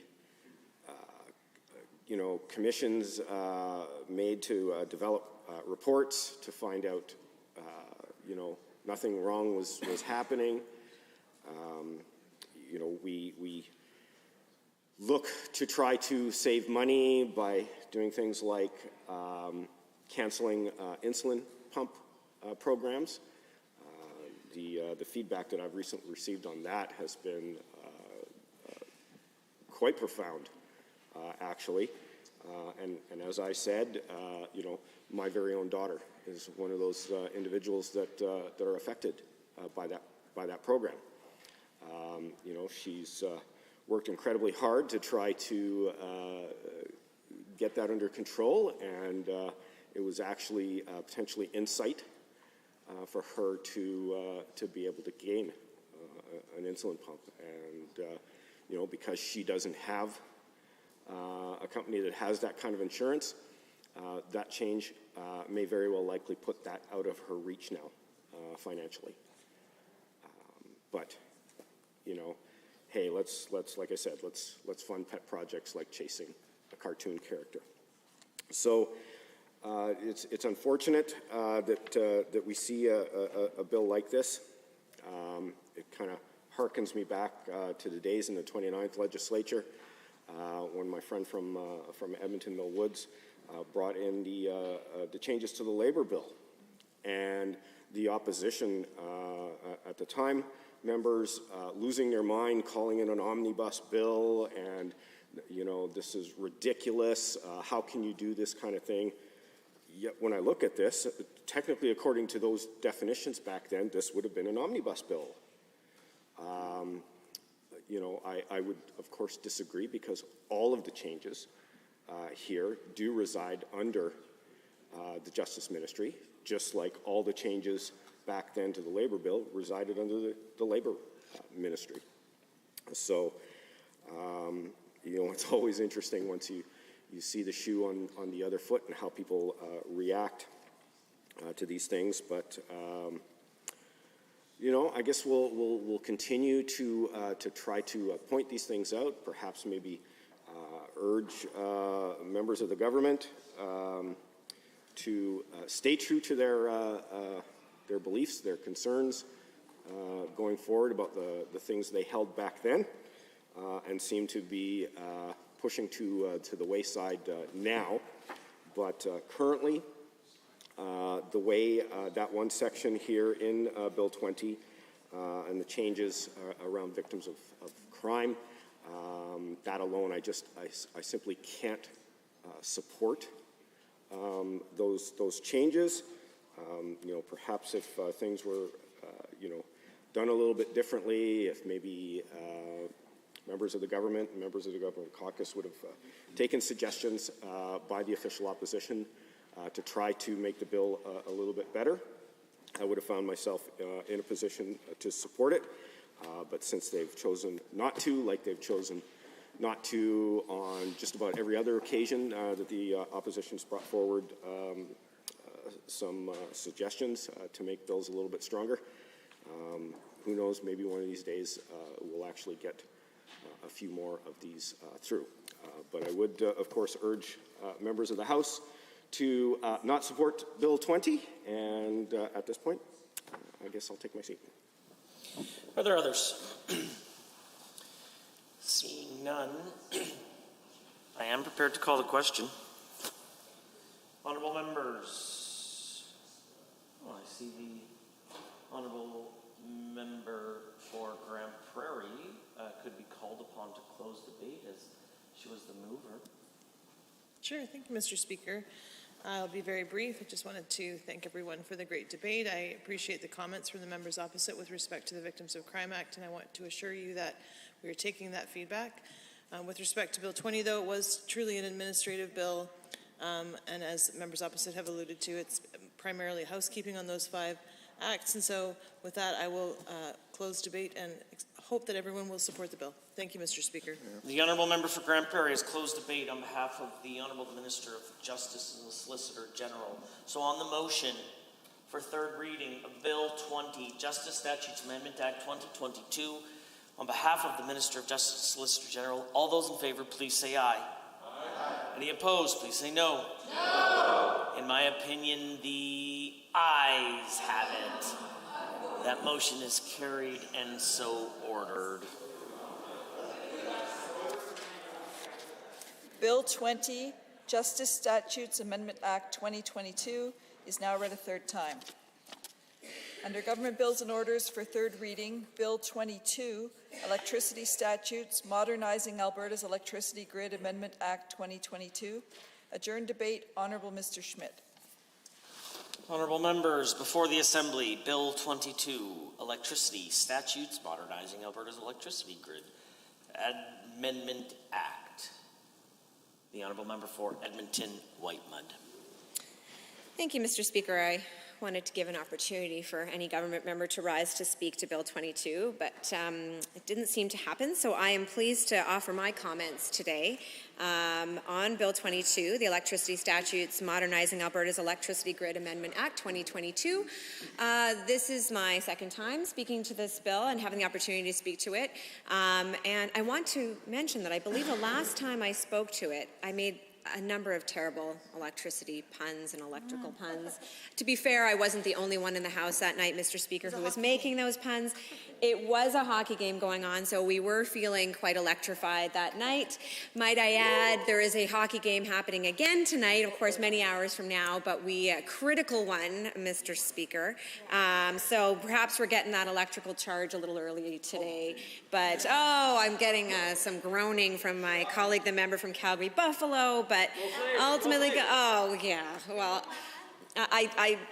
a slight digression, Mr. Speaker, if I may. I had a conversation with my son last night, who is, of course, as he should be, a hardcore Edmonton Oilers fan. And so I said to him, what happens if, knock on, the Oilers unfortunately do not win? I said, we have to cheer for Calgary because it's still an Alberta team. And I'm sorry to say that my son was adamant. I'm apologizing to the member from Calgary-Buffalo. He adamantly said he would never cheer for the Calgary Flames. So, but I said to him, I'm like, we are Albertans. And so we cheer for an Alberta team, and I regaled him with the story of me living in South Africa, in Cape Town, when the Calgary Flames were in the Stanley Cup Finals in 2004. 2004. And now, although being an Edmonton Oilers fan, I got up in the middle of the night in South Africa with a couple other Canadians to watch the Calgary Flames in the Stanley Cup Finals that year. So we were Edmontonians first in my household, but Albertans second. So I will work on my son. But I gotta say, I'll work on my husband too. But I'll work on my son. But ultimately, I don't need to worry about it because the Oilers are going to win tonight. So anyways, a brief digression. I appreciate you allowing me to do that, Mr. Speaker. Okay, on to Bill 22. We have spoken quite a bit on this side about this, and actually expressing that overall there was a number of pieces of this legislation that we, at least myself and I think a number of my colleagues, do support. Certainly there is objectives that are being served here that are going to serve us well in Alberta in the long term, despite the fact that this is a little bit, as I said last time, better late than never, because we had seen essentially this legislation come before this House more than 6 months ago, and of course it was not given priority by this government, and therefore it did not pass. That being said, there is certainly some objectives here which we do support and think are important for our electricity grid. And I want to walk through a little bit because we are in third reading of this bill. Just to summarize, we have not seen amendments. We haven't had a lot of fulsome discussion from the other side about their thoughts on this bill. And so, to summarize for those Albertans who are riveted and watching this debate right now, it's important to kind of outline the elements of this bill and why it is important and is going to serve our purposes in the long run. So Bill 22 essentially does have four main areas that it addresses. First of all, I want to address the fact that it really provides a definition for the concept of energy storage in our electricity market. And this is important because this is something that has been undefined up until this point. And largely that was because energy storage was not it's not been a big factor within the electricity grid. And I spoke about this last time, about how electricity storage is something that we are more and more cognizant of as we know that our electrical demands are going to increase. And we see that in terms of, obviously, there's obviously a large movement towards electrification of vehicles. I talked about last time how we're seeing that incredible rise in the demand for electric vehicles, and that's going to need to be, that demand is going to need to be met not only in the production of those vehicles, but also being able to service those vehicles on the roads. And that's something I know my family's considered as we just purchased a plug-in hybrid vehicle, so we operated in EV mode quite a bit, because we can, and we don't drive the long distances with it. But I actually recently just saw an article that talked about how Mercedes-Benz just actually apparently came up with an EV vehicle that will be able to travel 1,000 kilometers on a single charge, which is, outstanding, although it also, it's going to change our demand on our electricity system. But that is promising, being able to travel that far of a distance on a single charge. But we're not there yet, Mr. Speaker. We know that many vehicles still can't quite do that, and many more Albertans and Canadians are seeking electric vehicles. We know many car companies, and I was trying to search for it and I couldn't find it in my research because I realized I saw an announcement recently of one major car company that said they plan on going to all EV vehicles by a set timeline. So that's happening. It is happening. There is the demand there. It's been very difficult, I know, for many Canadians to actually get an electric vehicle right now. The demand is so high. Wait lists are quite high. And so because of that, we need to be prepared. And there's lots of things that's going to create some challenges for us as we shift that way. It challenges, of course, our oil and gas sector here in Alberta. What does that mean for us in terms of our production, but also the infrastructure required to accommodate the further electrification of vehicles. It's going to require charging stations, at certain places. We're going to require more energy storage, and that's just going to be, we may have, philosophical or ideological or value differences around whether or not we want this to happen or not. Although I will say a low carbon, market is the way for our climate change, we need to address it. And moving towards addressing that through more low carbon emissions, that's important. We have to take those steps.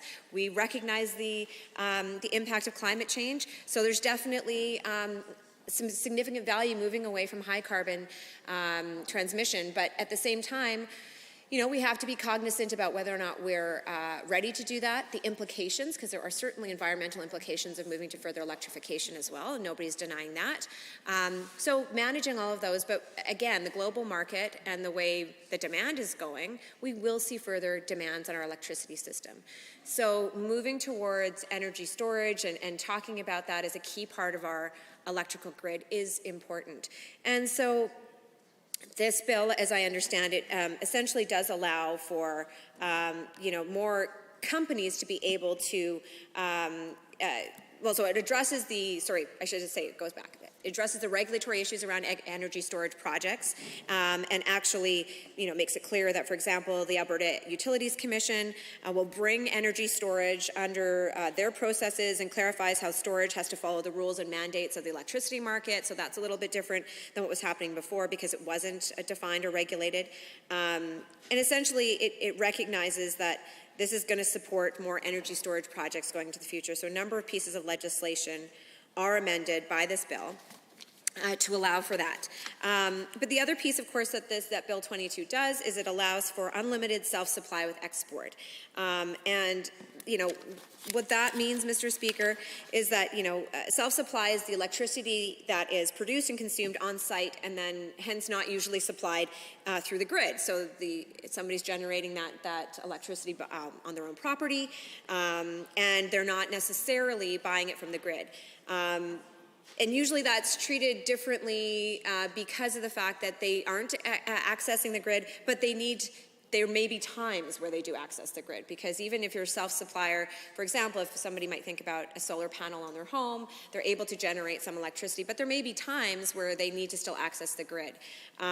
So, you know, but now this is going to allow for more of that happening for industrial suppliers. So this is not meant to address that instance I just described of a residential solar panels. That's already kind of allowed for residences to be able to sell their excess electricity back into the grid, but this is going to allow for larger industrial and companies to be able to do that.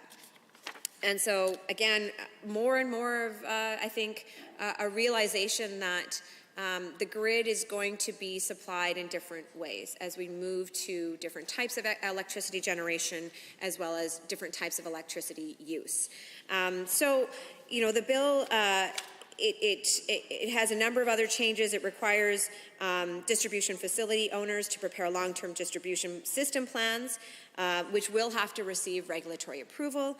And this model is in place for transmission right now, and this can help with planning for the transition to increase electrification as more use electric vehicles, as I just described.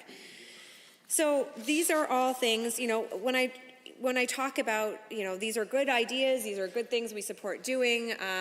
This will definitely, you know, address some longer term challenges and opportunities that we face in Alberta, as I described.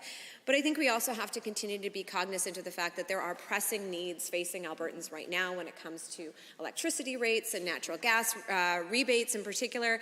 And yet, let's be clear, Bill 22 does not address any of those, nor has anything coming forward from this government significantly addressed what average Alberta families are facing right now with respect to their electricity costs. This is not going to make a difference for that, and nothing this government has put forward so far is substantially going to make a difference for Alberta families. We've spoken at length, Mr. Speaker, and I will do it again, about the failure of this government to respond both quickly and effectively to the needs of Alberta families and the rising costs that they're facing.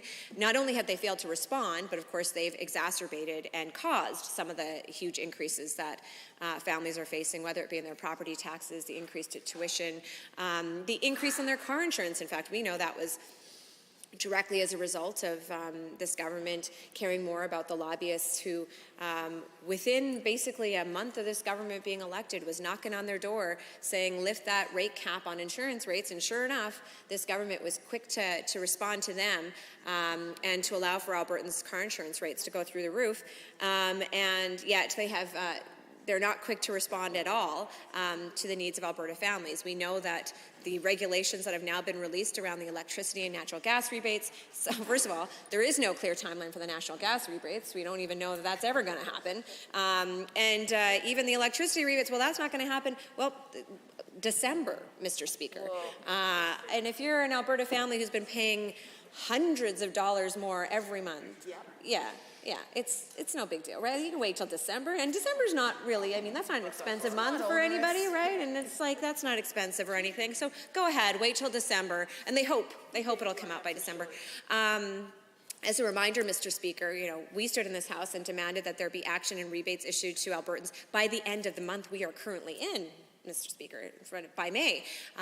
But no, this government couldn't respond that quickly to Albertans. But as a reminder, again, it was only a month before they could respond to. That's true. And the member from Edmonton Glenoria indicated, of course, they announced it in March. And so I don't know how much more time they need to do it. There's certain things they do with amazing speed. Firing an elections commissioner, firing 20,000 educational assistants during a pandemic by tweet, cutting people off insulin pumps. I mean, the list. I know we could go through. I mean, those things can happen just like that. But rebates to average Albertans who are facing rising electricity costs. Well, you're just going to have to wait for that. Oh, and let's be clear. Even if they do get those rebates by the end of December, it's $50 for 3 months, so $150, which I don't even think covers the increases that many families have faced in 1 month, leave alone what they'll be facing by the end of December. So even though we've talked about the delay in delivering it, we should also be clear about how paltry of a rebate this is and how it's not really going to have be much assistance to Alberta families. So those are some things to highlight, Mr. Speaker. Overall, this bill is fine. We've talked about it. It's good. It's gonna, there's going to be some good outcomes for long term for our electricity grid. Allows for some, more flexibility in addressing the realities of the challenges and opportunities facing our electrical system. But right now, if you ask most Albertans, and I did this last time, Mr. Speaker, when I can't remember the bill number now, which was the insurance bill that came forward this session, 16, I think it was. But I said, my test would be, if I go to a constituent store and it inevitably comes up, Mr. Speaker, that the cost of living is hitting them hard, and I say, you know what, there's an insurance bill before this, before the legislature right now. What do you think it's about? They'd be like, oh, you're going to make insurance more affordable for me. But no, that's not what that insurance bill was about. It had nothing to do with that. And I think the same is true of Bill 22. If I went before my constituents and I said, oh, I know you've been facing really high electricity bills. Guess what? There is a bill before this House right now on electricity.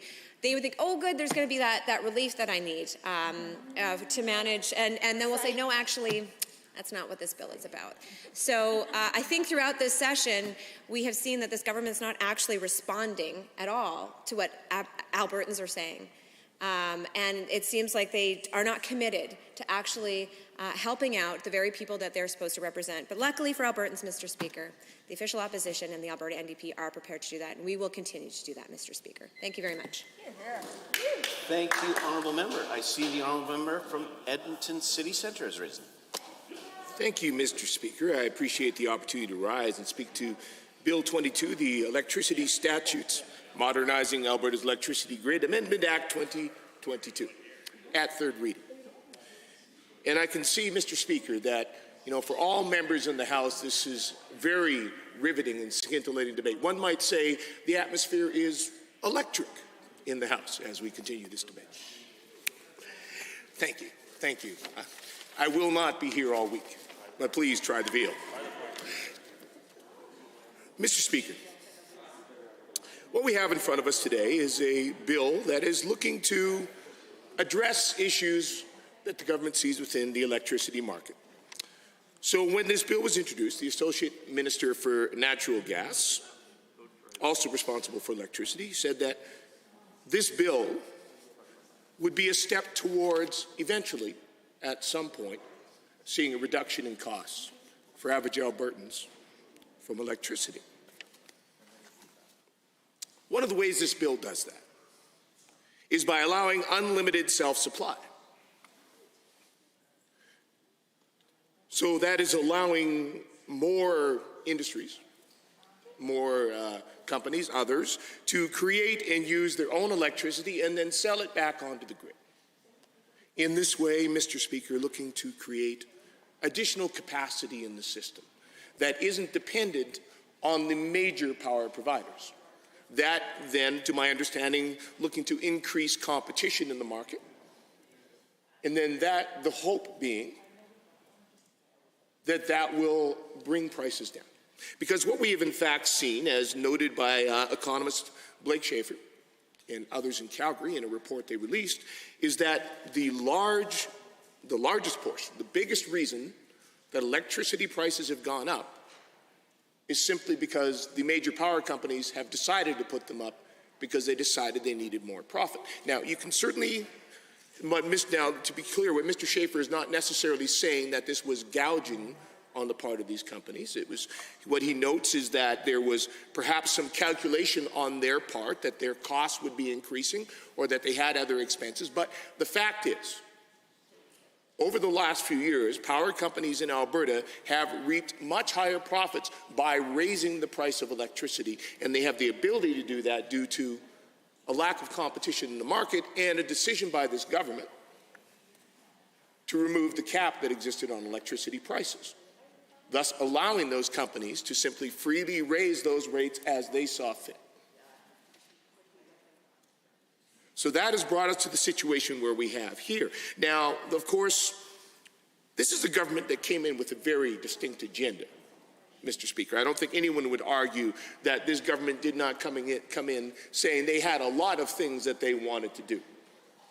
Indeed, they had a very large, exhaustive, and lengthy platform laying out many things. Now, to the best of my recollection, that platform didn't say a lot about what they intended to do in terms of the electricity market, but I could be wrong on that point. Maybe these actions here were actually listed in that platform. I don't recall that being there. But certainly, this is a government that has been almost slavish in its focus on the things that it said it was going to do. And it is a government that has shown itself very reluctant, in fact, at times absolutely incapable of pivoting when circumstances change.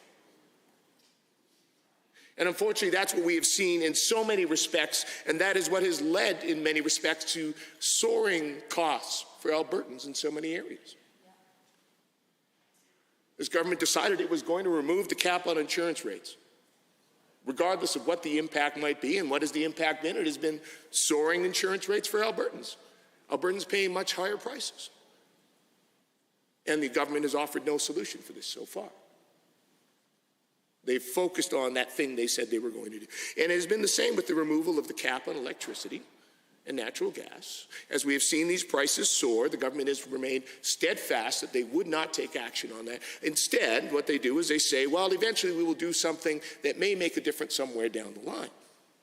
Certainly, as the critic for healthcare, I've seen that has been a major issue there, where this government has utterly cratered the healthcare system.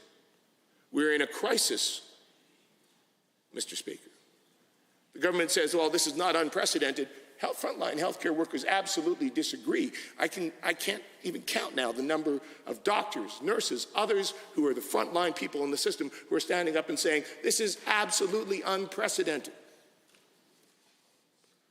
The level of chaos and disruption that has been introduced by this government. And when they are questioned about this, the minister stands in this House and says, well, we're investing in eventual capacity somewhere down the line. No action to meet the current crisis, no action to address the damage that they have done with their multiple attacks on frontline health care workers, utter mismanagement of the COVID-19 pandemic that has brought us to this point of crisis. The relevance, Mr. Speaker, is that is what we have here in Bill 22. Now, of course, we support the kinds of things the government is putting forward. We are going to vote, at least I am personally going to vote in support of this bill. But it is a textbook example of a government that says, you know what, Albertans are dealing with problems now, too bad. The solutions we'll bring to the table will eventually maybe increase capacity somewhere down the line. Refuse to acknowledge the mistakes that it's made that have brought us here, the damage that is done, and slow to take actual action to fix that problem.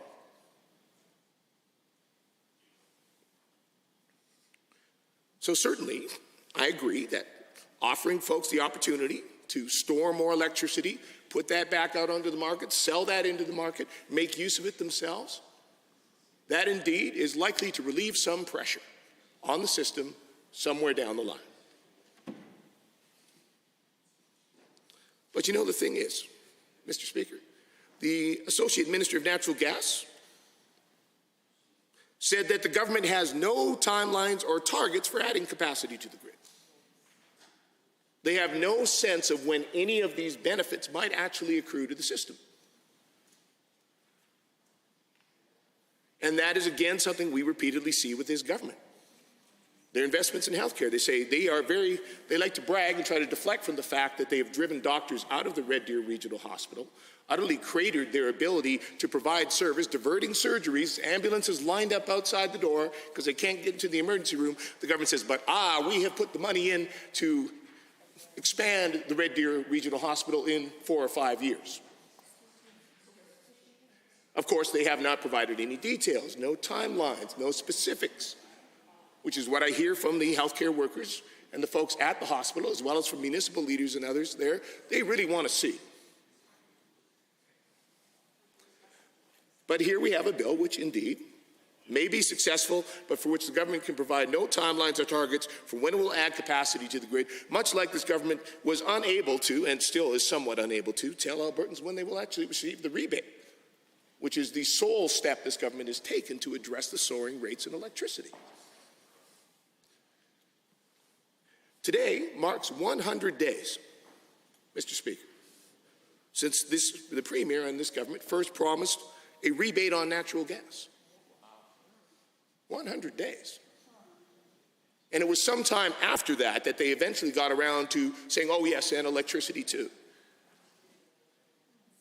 And at this point, Albertans certainly have no idea if and when they might actually receive a rebate on natural gas. Certainly it won't be any earlier than October, because the government introduced a rebate that does not actually kick in until then. So for anything Albertans have faced over the past winter, this government says too bad. Because again, it's not a government that's interested apparently in helping Albertans now. They're interested in talking about the things they might someday do sometime down the road. As my colleagues have also noted, this is a payment, the electricity rebate, of $150, $50 a month for 3 months. When Albertans have seen their bills double, some triple in size, $50 per month for 3 months. But of course, again, that's par for the course with this government. It's in so many areas of policy. This is a government that takes a lot away and then wants to pat itself on the back for giving a little bit back. We've seen this repeatedly with the Minister for Advanced Education. Massive sweeping cuts to post-secondaries, like the U of A. Huge cuts that are driving up tuition, cutting staff, gutting that university. But then the minister shows up and wants to be applauded for giving dribs and drabs of little bits of investment back. All this week, Mr. Speaker, every single day, there is an announcement for this government of another little trickle of money that they are putting into something after everything they have taken away. No better example, Mr. Speaker, than one that's very relevant to the minds of people in Alberta right now. And I can tell you every member of this House is receiving hundreds, if not thousands, of emails about the ending of the insulin pump therapy program.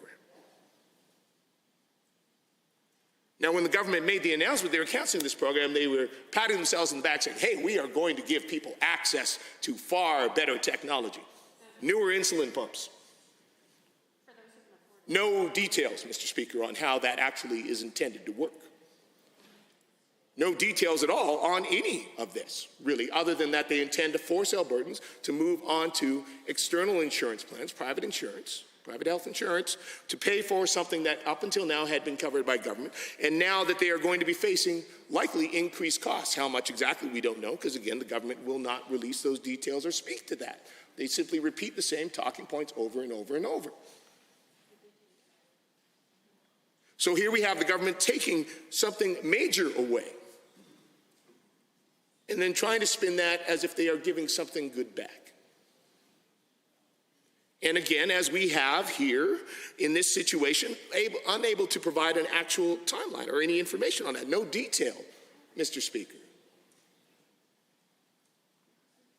on something that is causing very real fear and anxiety and potentially real damage to the health and the income of Albertans and, frankly, to our healthcare system. So again, Mr. Speaker, I do not have a problem with the provisions of this bill. These are likely prudent steps to take. And indeed, I will give this government credit. At times, it does manage to do that.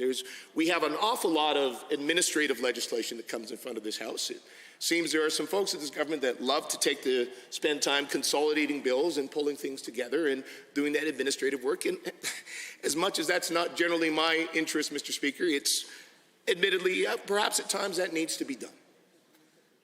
So I'll give this government credit that it has done some reasonable systemic work and some reasonable groundwork, but oftentimes, say, for example, with Bill 11, the Continuing Care Act that we have in front of this House, which is one of those kinds of bills, we have a lot of consolidation, a lot of housekeeping and everything, but again, absolutely no details, many big promises about what the government intends to do and the potential benefits down the road, but absolutely no detail in getting there. And I think in so many aspects, this is a government that has utterly lost the trust of Albertans. As I said, has proven itself unable or unwilling to pivot to changing circumstances around us, to the great detriment of Albertans and I think damage to a number of our systems here.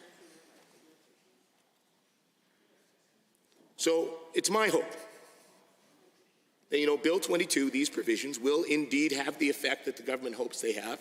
And indeed, as I said, they are likely to have some effect. I can't speak to how great an effect they are likely to have in terms of addressing the kinds of costs we have in Alberta's electricity system. And to be clear, a system that has been largely constructed and is still largely functioning as it was set up by previous Conservative governments in the province of Alberta.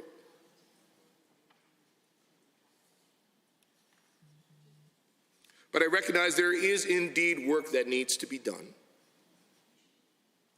And I see no reason not to support these particular provisions as one step in moving towards that goal. And certainly we'll be watching closely to see when this government might actually get that rebate out to Albertans. It is only $150, which is a small drop in the bucket of the costs that this government has raised on Albertans, but hey, I think Albertan families will welcome any dollar they can get, given the number of costs that this government has raised on them. So we'll be watching closely to see when those rebates might get out. Hopefully it will be earlier than the end date this government has said of October, November, December. I guess we will see. The government said it likes to move at the speed of business. In this case, business does not seem to be moving particularly speedily. But that said, I will be supporting Bill 22, the Electricity Statutes Amendment Act, and watching closely to hopefully see it eventually provide some benefits for Albertans. Thank you. The Honourable Member for Edmonton Decor. Well, thank you, Mr. Speaker. Appreciate the chance to, again, also add some final thoughts here on Bill 22, the Electricity Statutes. Modernizing Alberta's Electric Grid Amendment Act 2022. And so, again, while some of my colleagues have mentioned not opposed to Bill 22, there's a lot of changes that need to be done in terms of modernizing the language around the electricity grid, specifically for things such as defining energy storage. It reminds me a little bit of, over the course of time, how we've had to adapt to new things. And, at the risk of maybe dating myself just a little bit, remembering, say, for instance, when the internet started to become a thing and having to change some of the language to incorporate. I could almost go as far back as, say, cell phones and things like that, too, but that might, date me just a little bit too far on that, although I still remember buying my very first cell phone in my vehicle for the whopping price tag of $1,500. It was crazy. But it was very cool driving around, you know, with a full-size, the brick phones. Yes, I remember those. You try to talk to somebody. We would be like literally as far across the aisle as we are now, and you know, you'd be like, "Hello, what?" Anyway, well, back then you were allowed to drive though with your cell phones. Again, see, things have changed, and we have to update language to show those things, like we've recently done, that you don't talk holding your phone on while you're driving your vehicle. It doesn't work out. And usually you'll get a ticket for such things. So obviously, we always have to be mindful of those changes.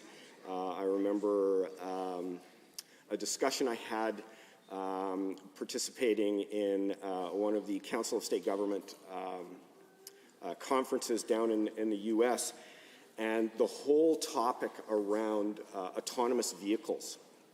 And some of the things that legislators were going to have to start thinking about going forward in terms of, you know, how do you legislate these types of things in terms of if indeed something does tend to go wrong.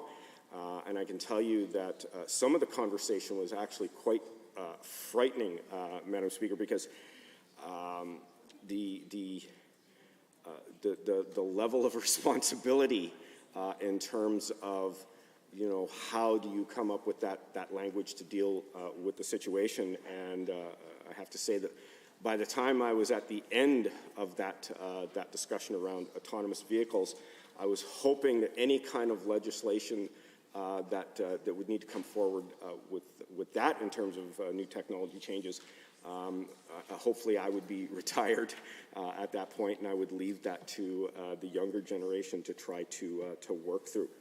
So other than that, I mean, again, you know, requiring distribution facility owners to prepare long-term distribution plans and have them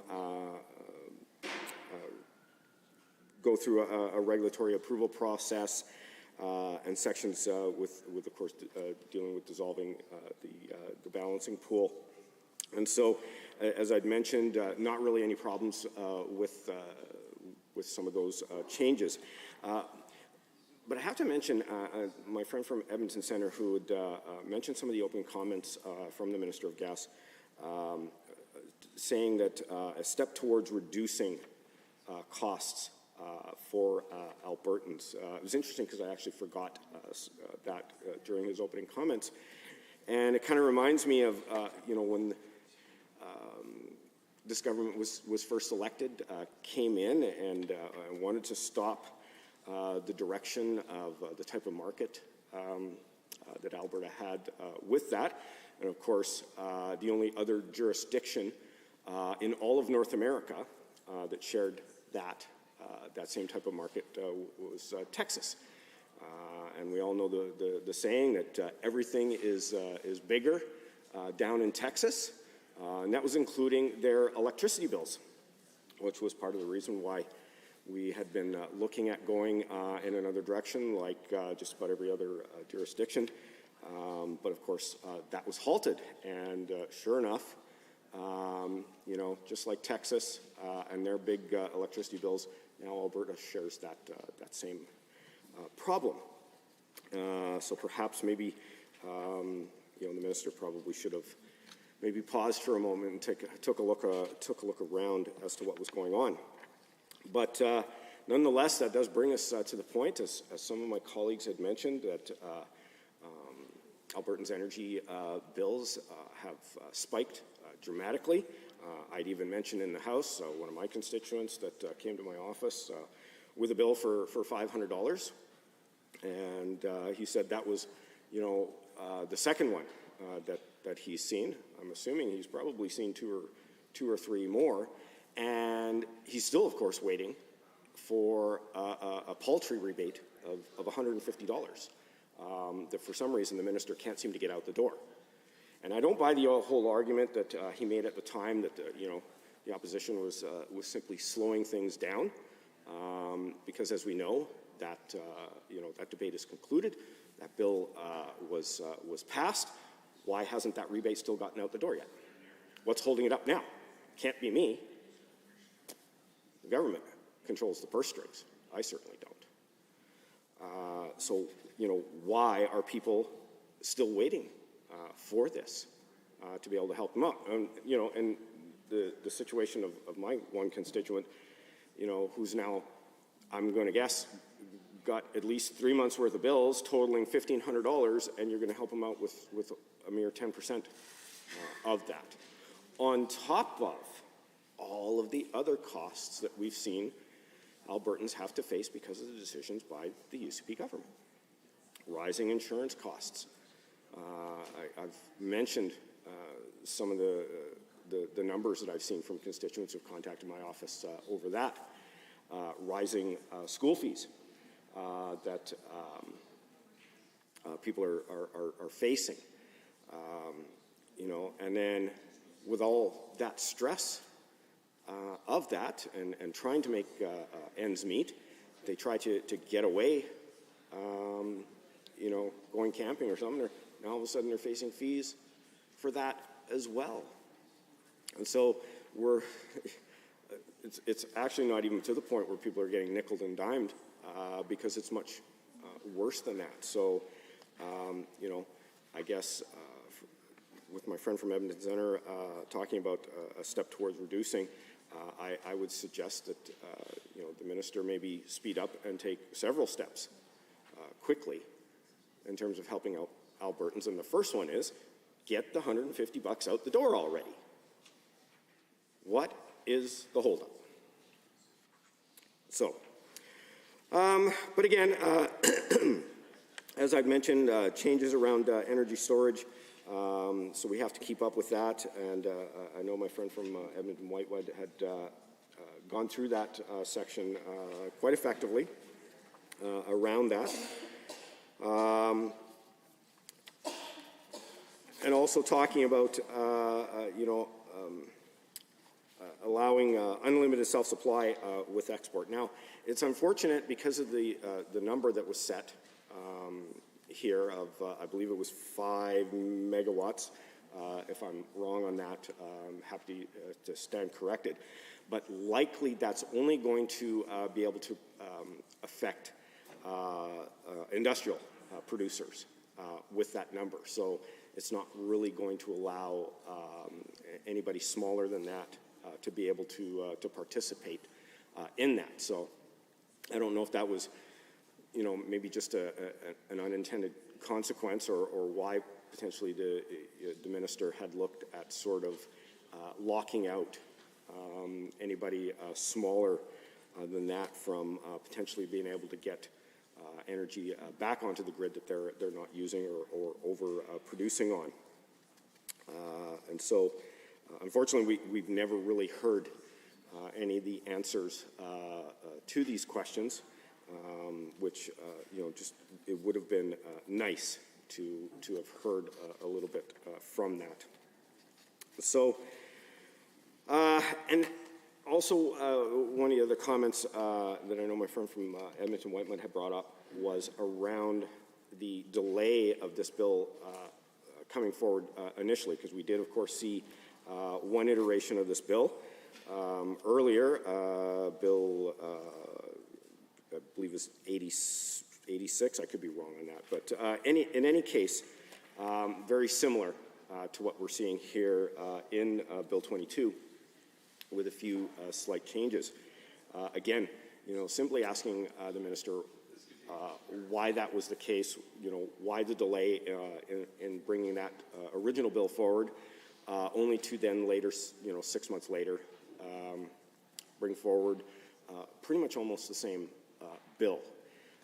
So, I could almost say I'm starting to see a habit of delays here with things, delays in legislation, delays in getting rebates out the door, delays in getting Albertans to be able to qualify even for a rebate, as we've seen with natural gas, because those expenses have gone up as well.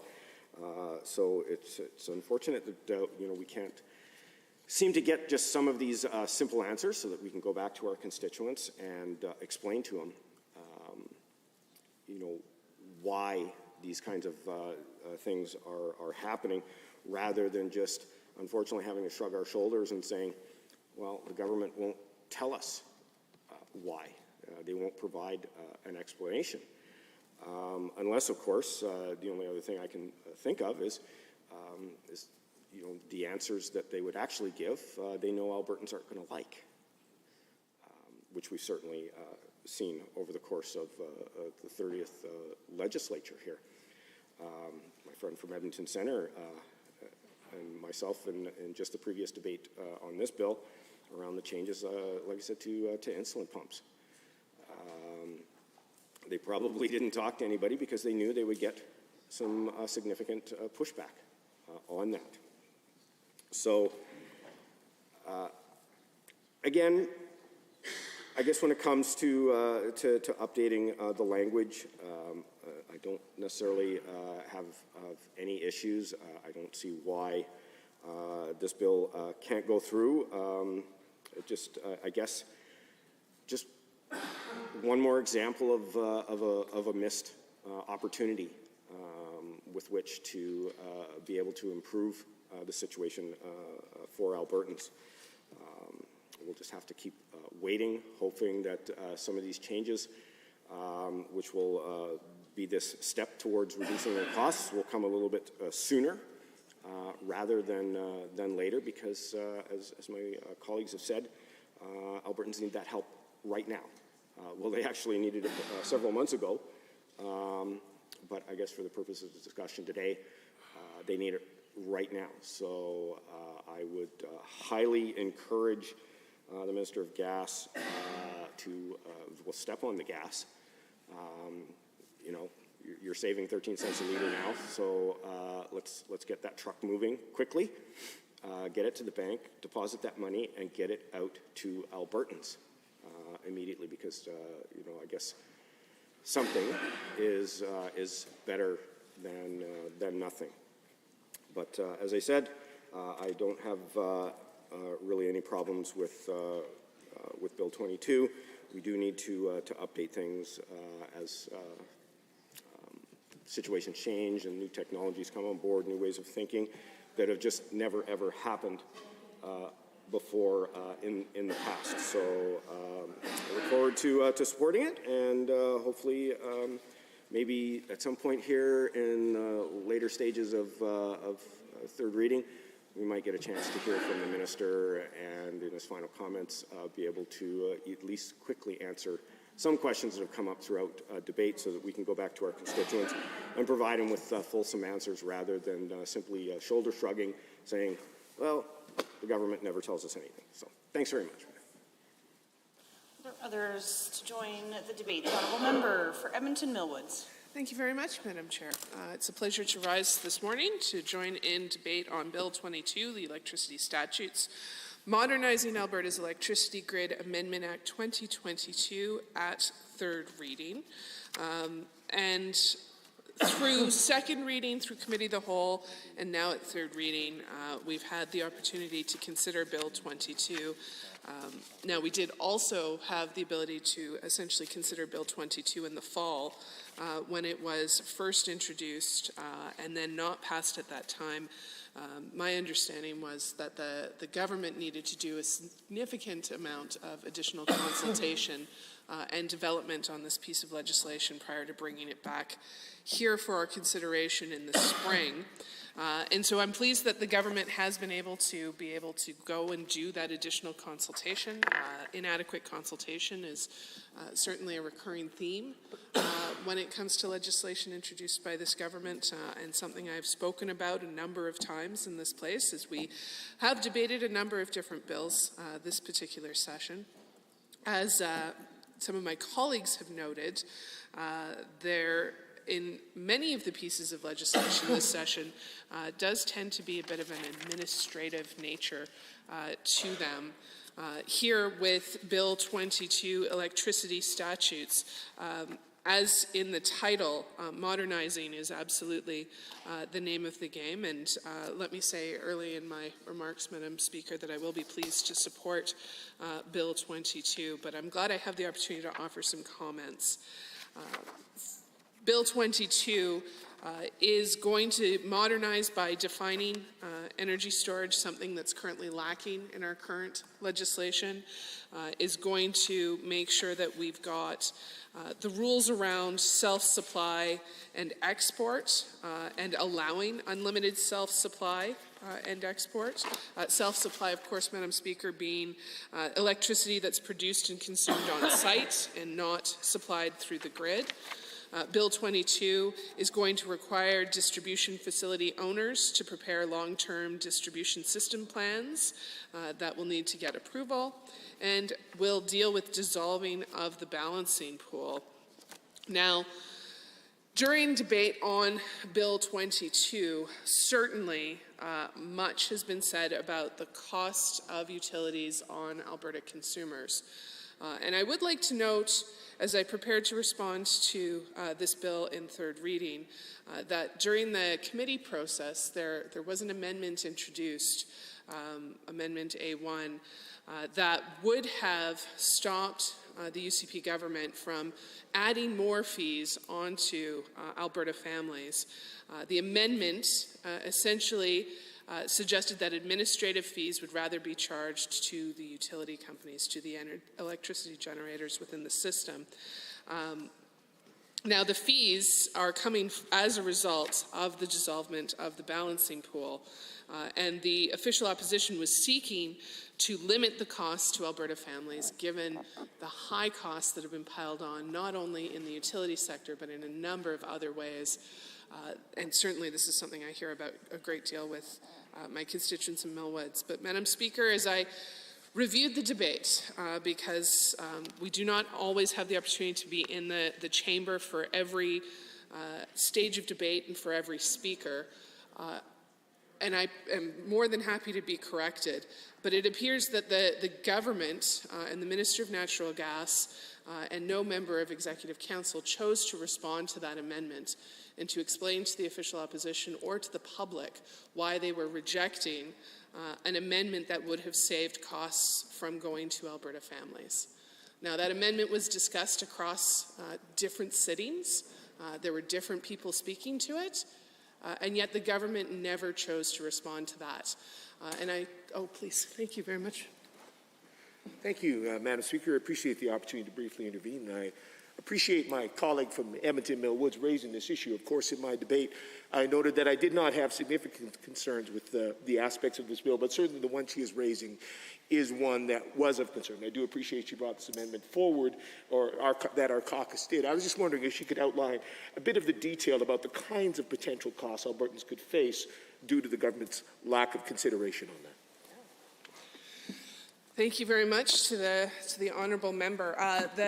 The amendment was brought forward by the member from Calgary-Boular, and that specific amendment, which, again, based off of my reading of all of the debates through Hansard, and for those watching at home, Hansard is an excellent source where we can find out more about the debate on individual pieces of bills and who has said what.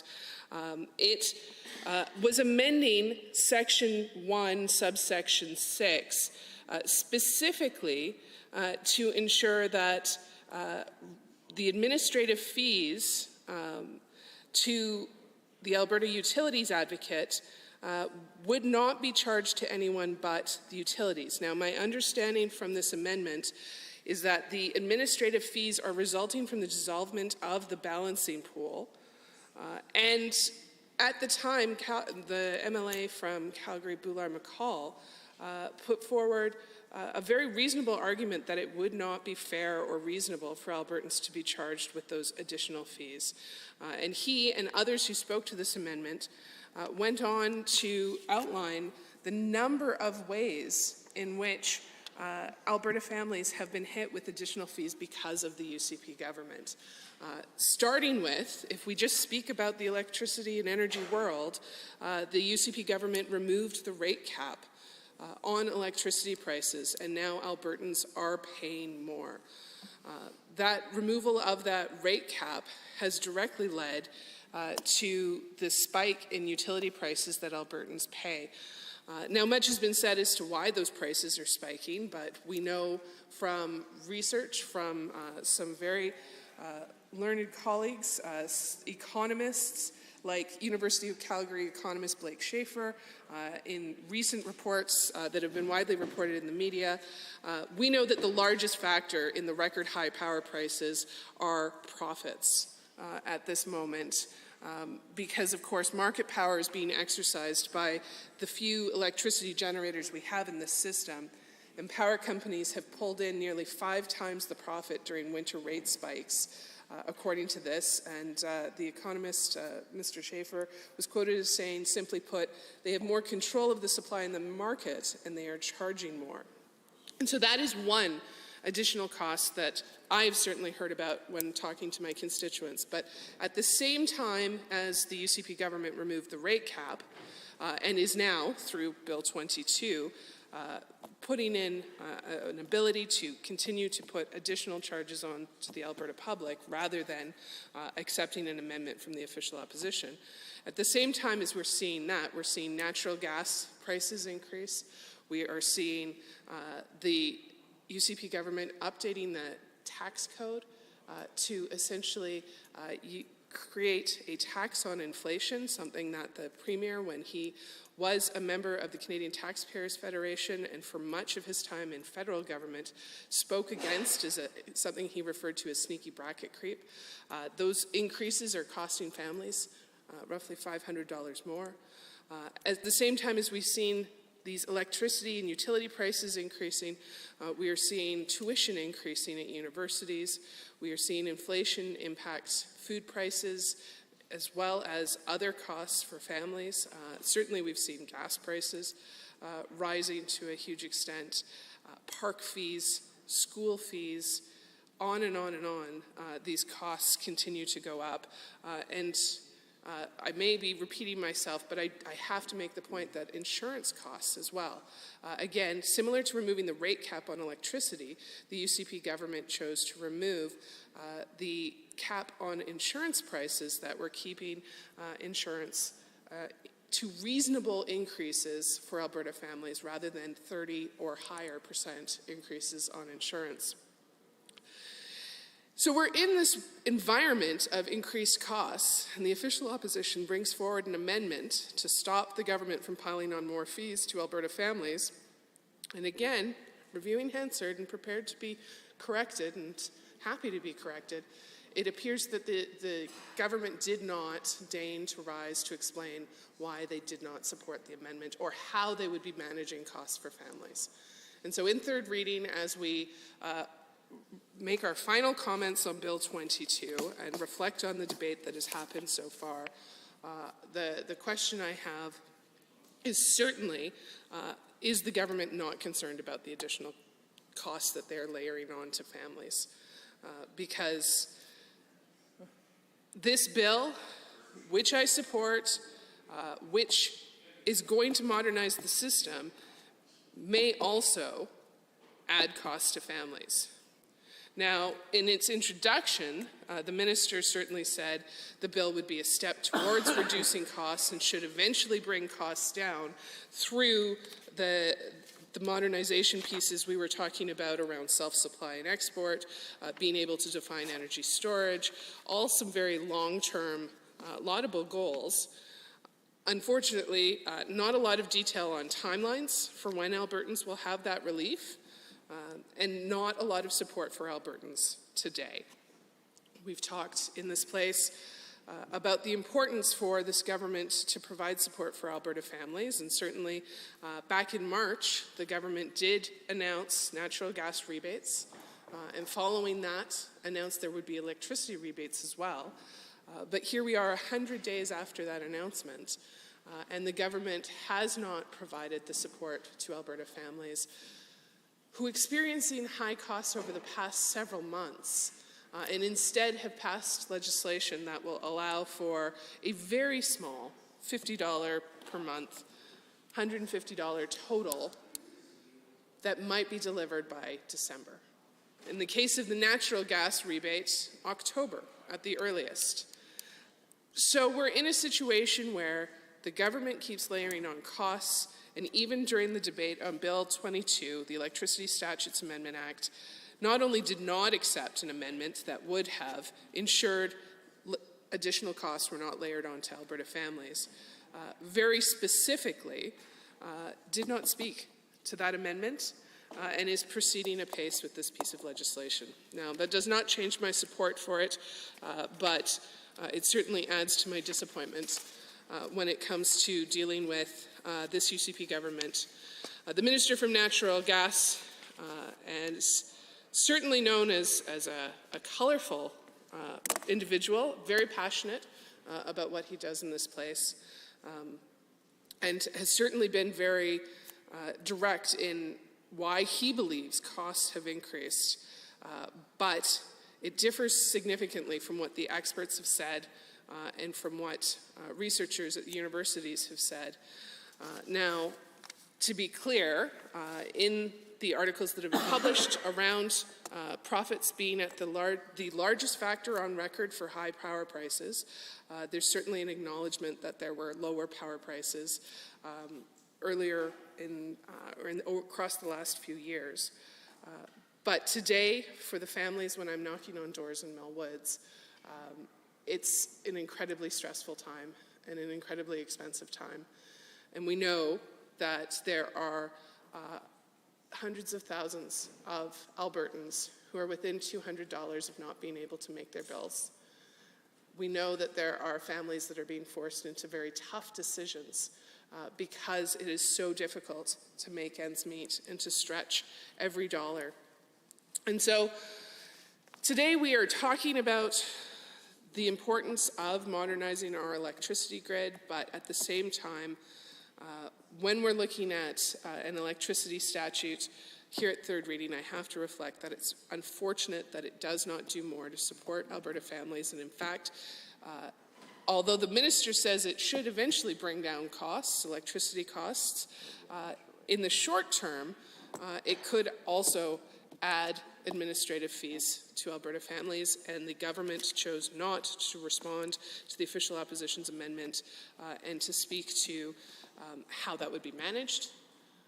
If our amendment was not necessary, they did not describe why, and so I'm left with concerns that this will, even in the short term, add additional costs to Alberta families at a time when they can least afford it.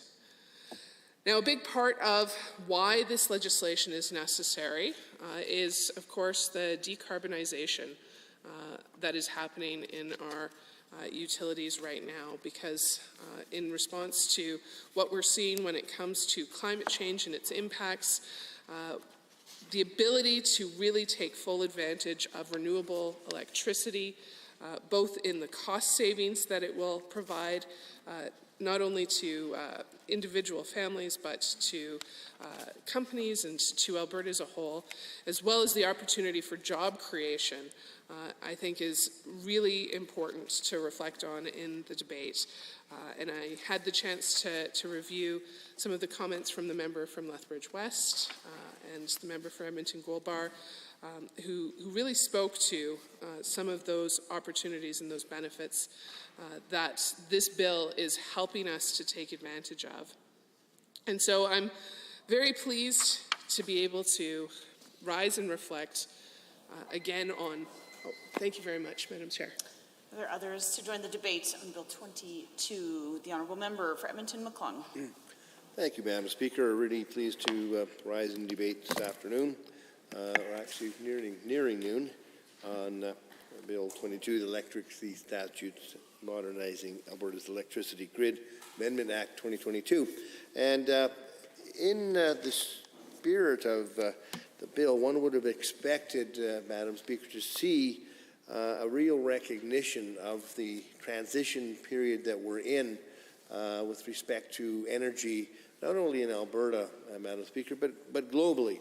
Of course, we've, in the lifetime that I've lived, and of course in the lifetime of the perhaps parents or grandparents of honourable members throughout this legislature, we've seen a historic transition from different energy sources from one to another, which have been phased in over time, but certainly resulted in massive changes to how we operate our society and how industry operates. And I mean, I'm speaking, of course, about the transition from originally from wood-burning sources of fuel to ultimately coal. I know that my own Baba had a wood-burning stove. That was her source of heat and cooking in the house. I visited that house as a child, and that was it. That was a wood-burning stove, and that was her source of heat. It was using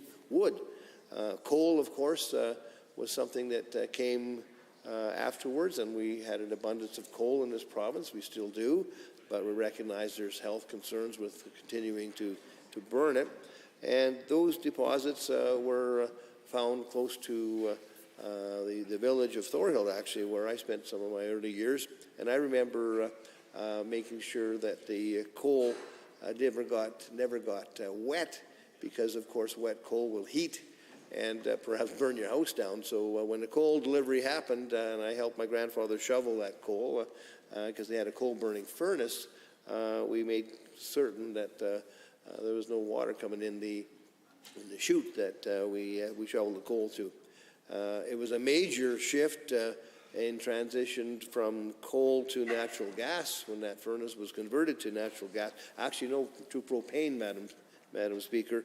And the propane tanks proliferated throughout the province of Alberta, and people transitioned away from coal for home heating to propane, and then that succession, of course, became natural gas afterwards to replace the propane in most instances when gas lines were brought throughout the province. So in our lifetime, Madam Speaker, we have seen, in my lifetime and in the lifetimes of grandkids or grandparents and parents of members who are younger in this House, we've seen a major transition, and we're undergoing another transition, Madam Speaker, now in terms of our energy sources.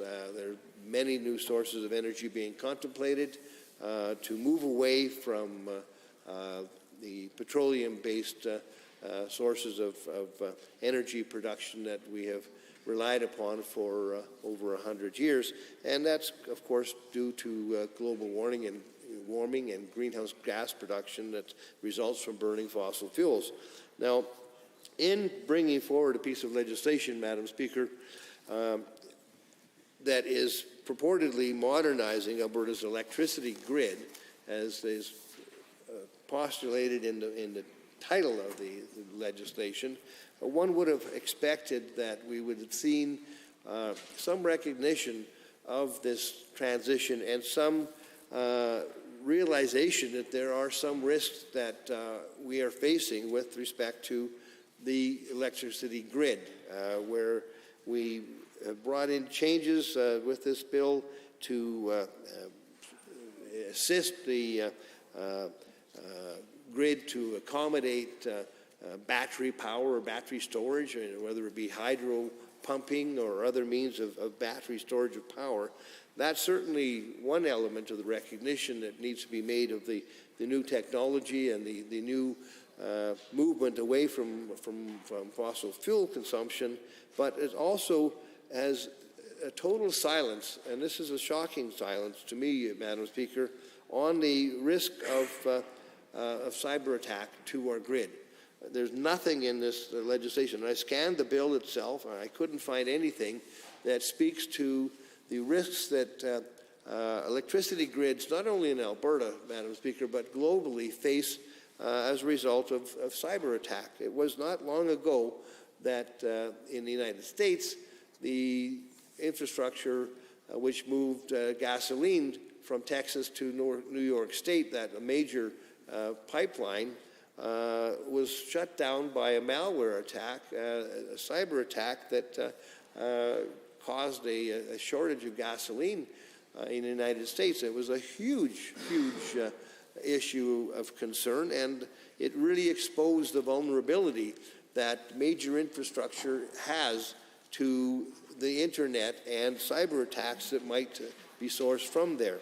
So I don't believe, based on this legislation that's before us, Madam Speaker, that the government is paying enough attention to the risk of cyber attack, and it can come from not only a malware attack or an internet attack from a criminal element or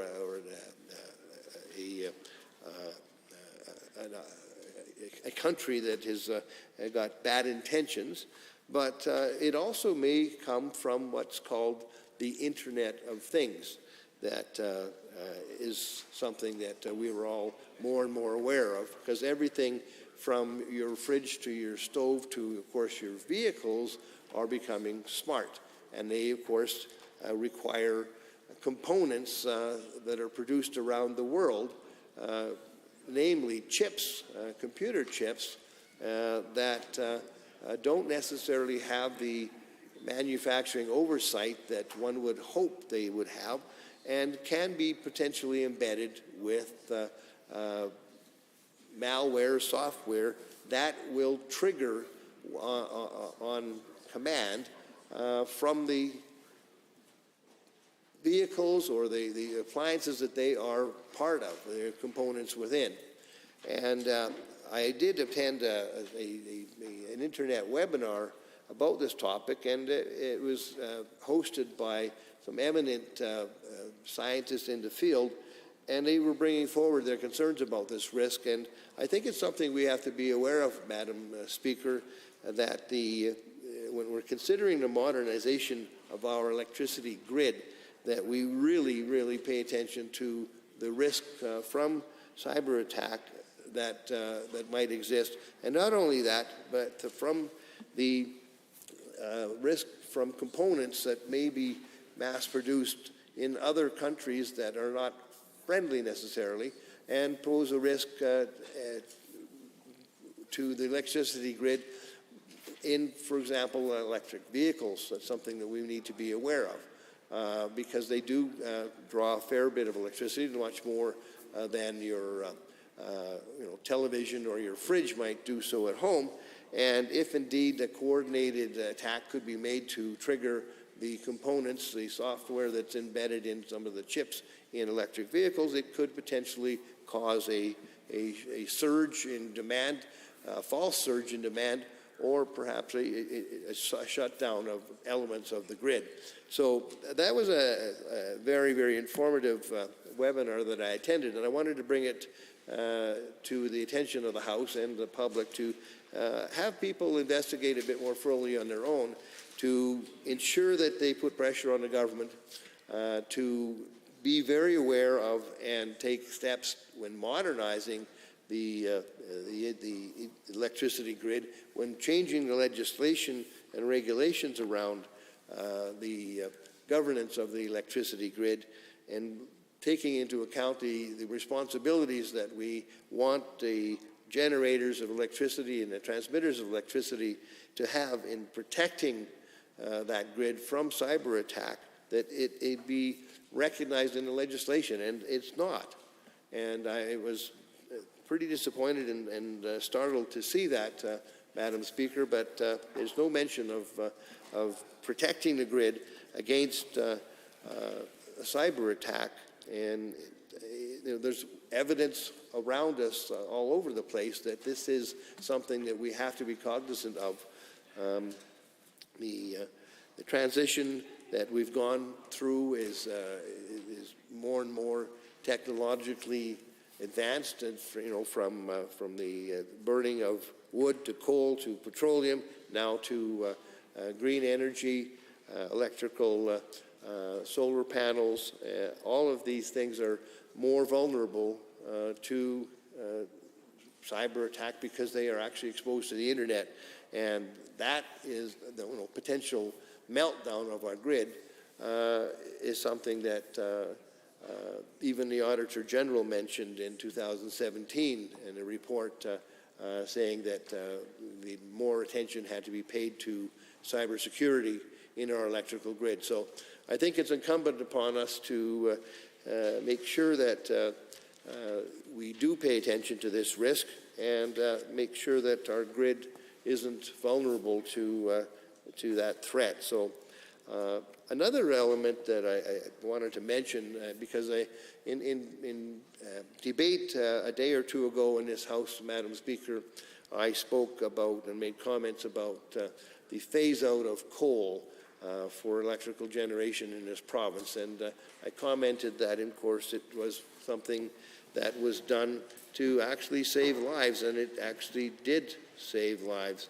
And in as early as 2013, Madam Speaker, there was reports talking about the amount of the impact, the health impact on the burning of coal in Alberta.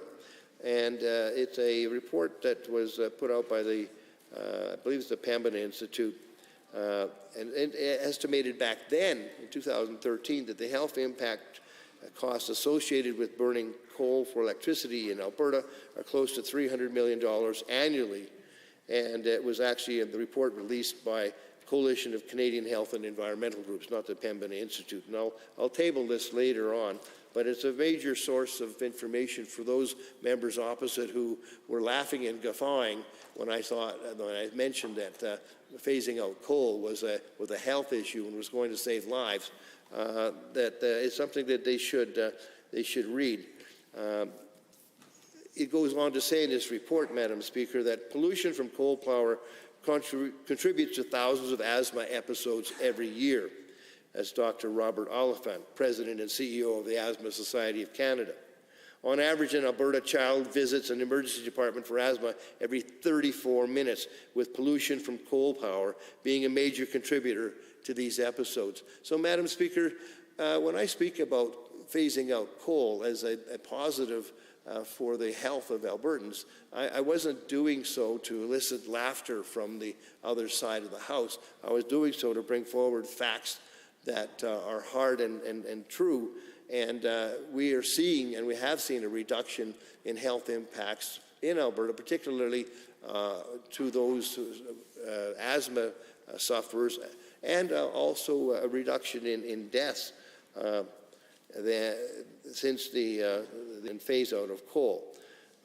It was pretty disappointing, Madam Speaker, for me to hear the smirks and laughter of the members of the government caucus when I talked about coal being something that is a health danger, and it's well recognized. So I think we should be cognizant of that, and when we're looking at transforming our grid and modernizing our electricity grid, phasing out of coal in a way where workers are protected, and we transition to natural gas, which has at least a 50% less harmful impact in terms of production of greenhouse gases and particulate matter. That's a good thing for the health of Albertans, as well as modernizing the grid to be less reliant on coal that is creating a global problem with the greenhouse gases producing global warming. So those two things are elements I wanted to bring to the debate that I haven't heard people speak about before. The risk to the electricity grid from cyber attack that this piece of legislation is absolutely silent on is a very unfortunate and perhaps ill-conceived omission by the government that I'm hoping we don't regret. Are there others to join the debate? None. I will call the question on third reading of Bill 22, the Electricity Statutes Modernizing Alberta's Electricity Grid Amendment Act 2022. Those in favor of the motion for third reading, please say aye. Aye. Any opposed, please say no. That is carried. Bill 22, Electricity Statutes, Modernizing Alberta's Electricity Grid Amendment Act 2022 is now read a third time. The Honourable Member for Calgary Cross. Thank you, Madam Speaker, and thank you to all members of the House for the robust debate. At this point in time, I'd like to move that the House be adjourned until 1:30 p.m. today. Having heard that motion, all those in favour, please say aye. Any opposed, please say no.